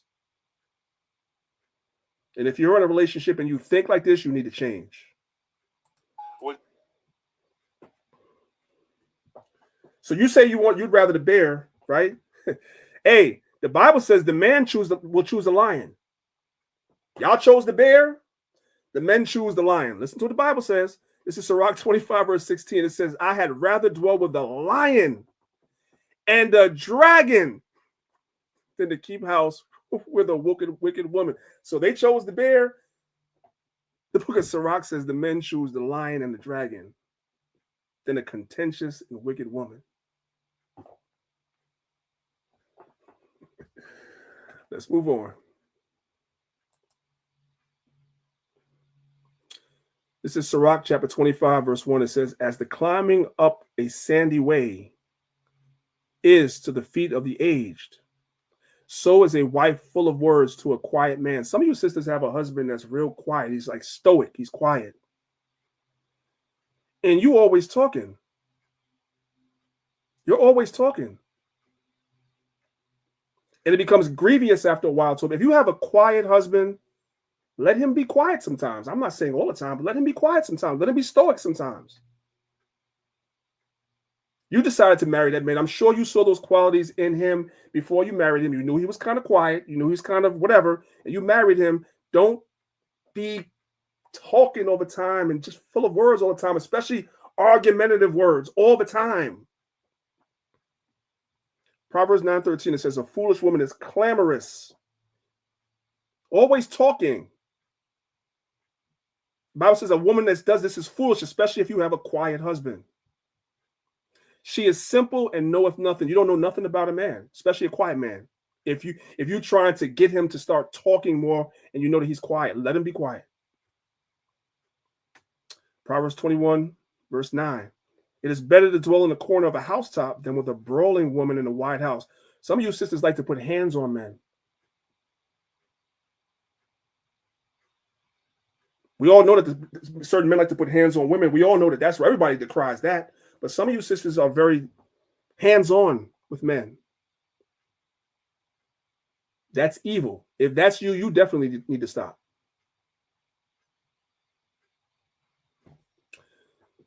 Verse 19 of Proverbs 21, it is better to dwell in the wilderness than with a contentious woman.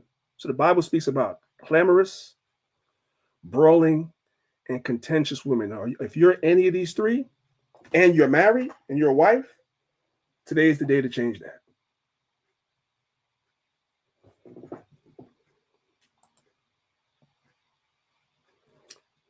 But it's harsh words coming from a man. So let another sister tell y'all about it. Listen.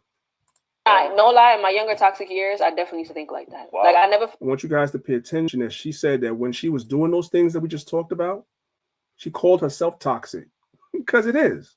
Listen. No lie, in my younger toxic years, I definitely used to think like that. Wow. Like I never forget when my baby father and I were dating. I think I broke up with him in the beginning because I was like, why we never argue on some toxic shit? I swear to God. Why we never argue? Because I thought that was normal. She wanted to argue. She broke up with the man because he didn't want to argue with her. No, for real. I really thought that was normal. That's crazy. Like I was that toxic that I thought arguing with someone was normal. For some reason, I hope that people start to evolve, but that is not the way you're supposed to be in a relationship. Arguing all the time and all that. That's not okay. I'll just let that marinate. There's no need for me to comment on that. It's exactly what it says.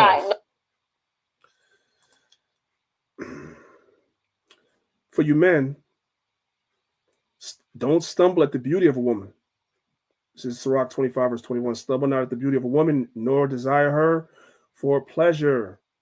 A woman, if she maintain her husband, is full of anger, impudence, and much reproach. Some of you brothers got to stop choosing women. Like I said, that's saying go down in looks to go up in cooperation, bro.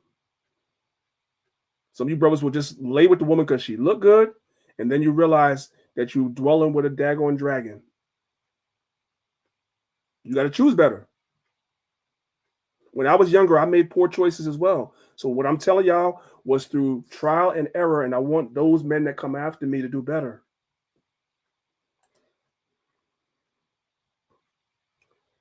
A wicked woman abateth the courage, maketh heavy the countenance, and wounded the heart. A woman that will not comfort her husband in distress maketh weak hands and feeble knees. You women are supposed to be comforting to your man. That's how you compliment him.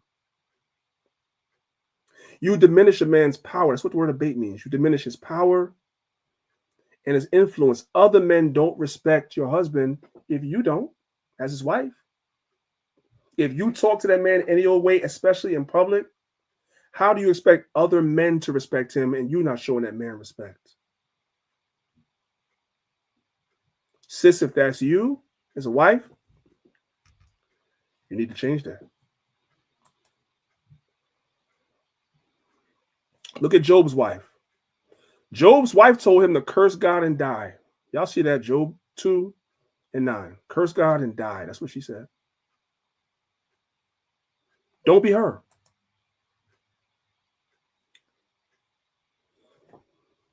Let me see something. Okay.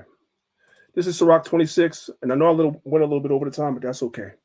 This is Sirach 26. We're going to read the 7 verses, and we'll be done. It says, blessed is the man that hath a virtuous wife, for the number of his days shall be double. A virtuous wife rejoiceth her husband, and he shall fulfill the years of his life in peace. A good wife is a good portion, which shall be given in the portion of them that fear the Lord. A lot of you brothers, the reason why you attract certain types of women is because you don't fear the Lord. You don't keep the commandments. So the Most High gives you an evil woman. Whether a man be rich or poor, if he have a good heart towards the Lord, he shall at all times rejoice with a cheerful countenance. There be 3 things that mine heart feareth, and for the 4th I was so afraid: the slander of a city, the gathering together of an unruly multitude, and a false accusation. All these are worse than death. But a grief of heart and sorrow is a woman that is jealous over another woman, which some of you sisters are, which is why there's so much beef amongst y'all all the time. But that's for another class. And a scourge of the tongue, which communicateth with all. A evil wife is a yoke shaken to and fro. And that's, so you ever seen you have something around your neck and you're trying to get it off and you can't get it off? That's what it's like to have a certain wife that's just evil.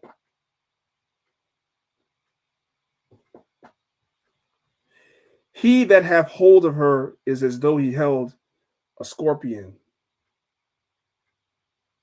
Like you holding on to a scorpion while it's sticking you and you can't let it go. A lot of brothers are stuck in marriages with women that are like this. And I'm imploring the sisters to change, because we don't promote divorcing in Israel without a cause, without fornication. So you guys have to dwell together. And there's certain things that the men need to do to make sure that the marriage functions properly. And he needs to treat the woman the same way, with respect and love and so forth and so on. But the sisters need to do it also. It needs to be balanced. Hopefully everybody understands what it is that I'm saying. I'm going to stop it there. I know that was a lot. I'm going to stop it there. All right, guys. If the lesson made sense, if you guys understood everything, put 1 in the chat and let me know. I mean, I don't see what is there not to understand, but nevertheless, if everything made sense, put 1 in the chat.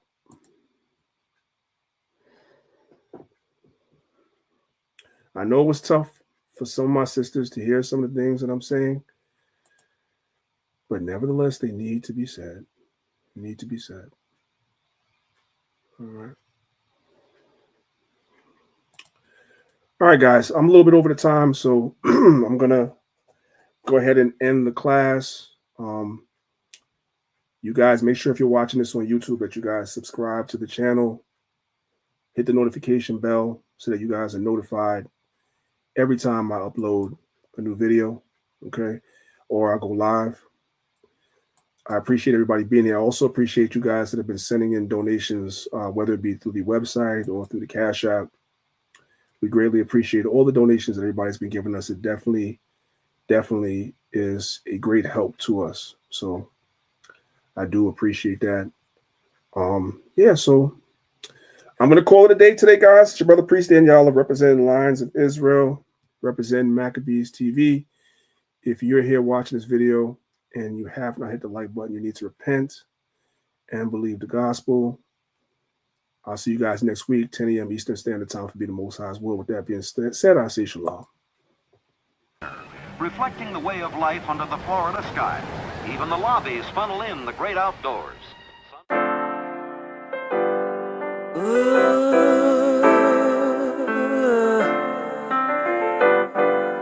Chosen. I was set apart for God's use. Chosen.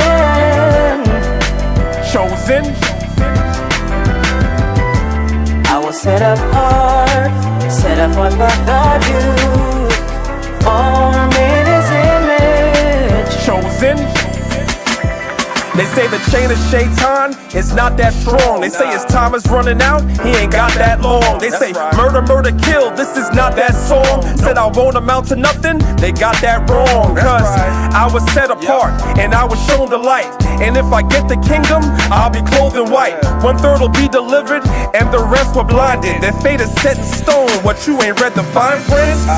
Christ is gonna give a crown to us. In the end we'll have the nations bowing down to us, with their faces to the ground to us. It's the truth, as crazy as it sounds to us. Jacob forever rules, and we're his precious jewels. Showed us love and patience, put us above the nations. And that's the gospel, thank God for choosing me. Bad news for you, it's really good news for me.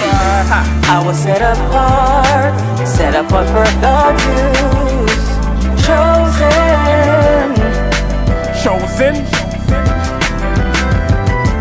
I was set apart for God's use. Formed in His image. We're not the same as these other nations. Let me tell you why.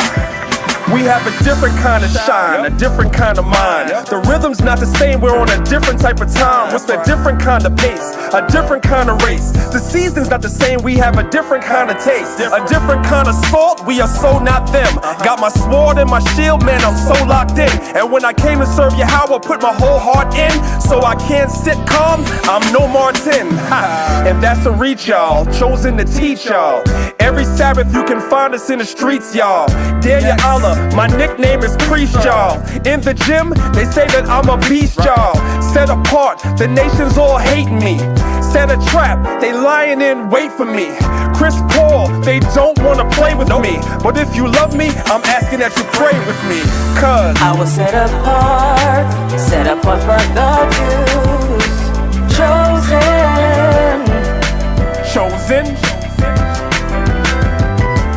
I was set apart for God's use. Formed in His image. Chosen. And thou art an holy people unto the Lord thy God. The Lord thy God have chosen thee to be a special people, chosen above all people that's on the face of the earth. That's Deuteronomy 7:6. That's you, black and Latin man. Chosen. That's you, black and Latin woman. Yeah. And we the chosen. Chosen.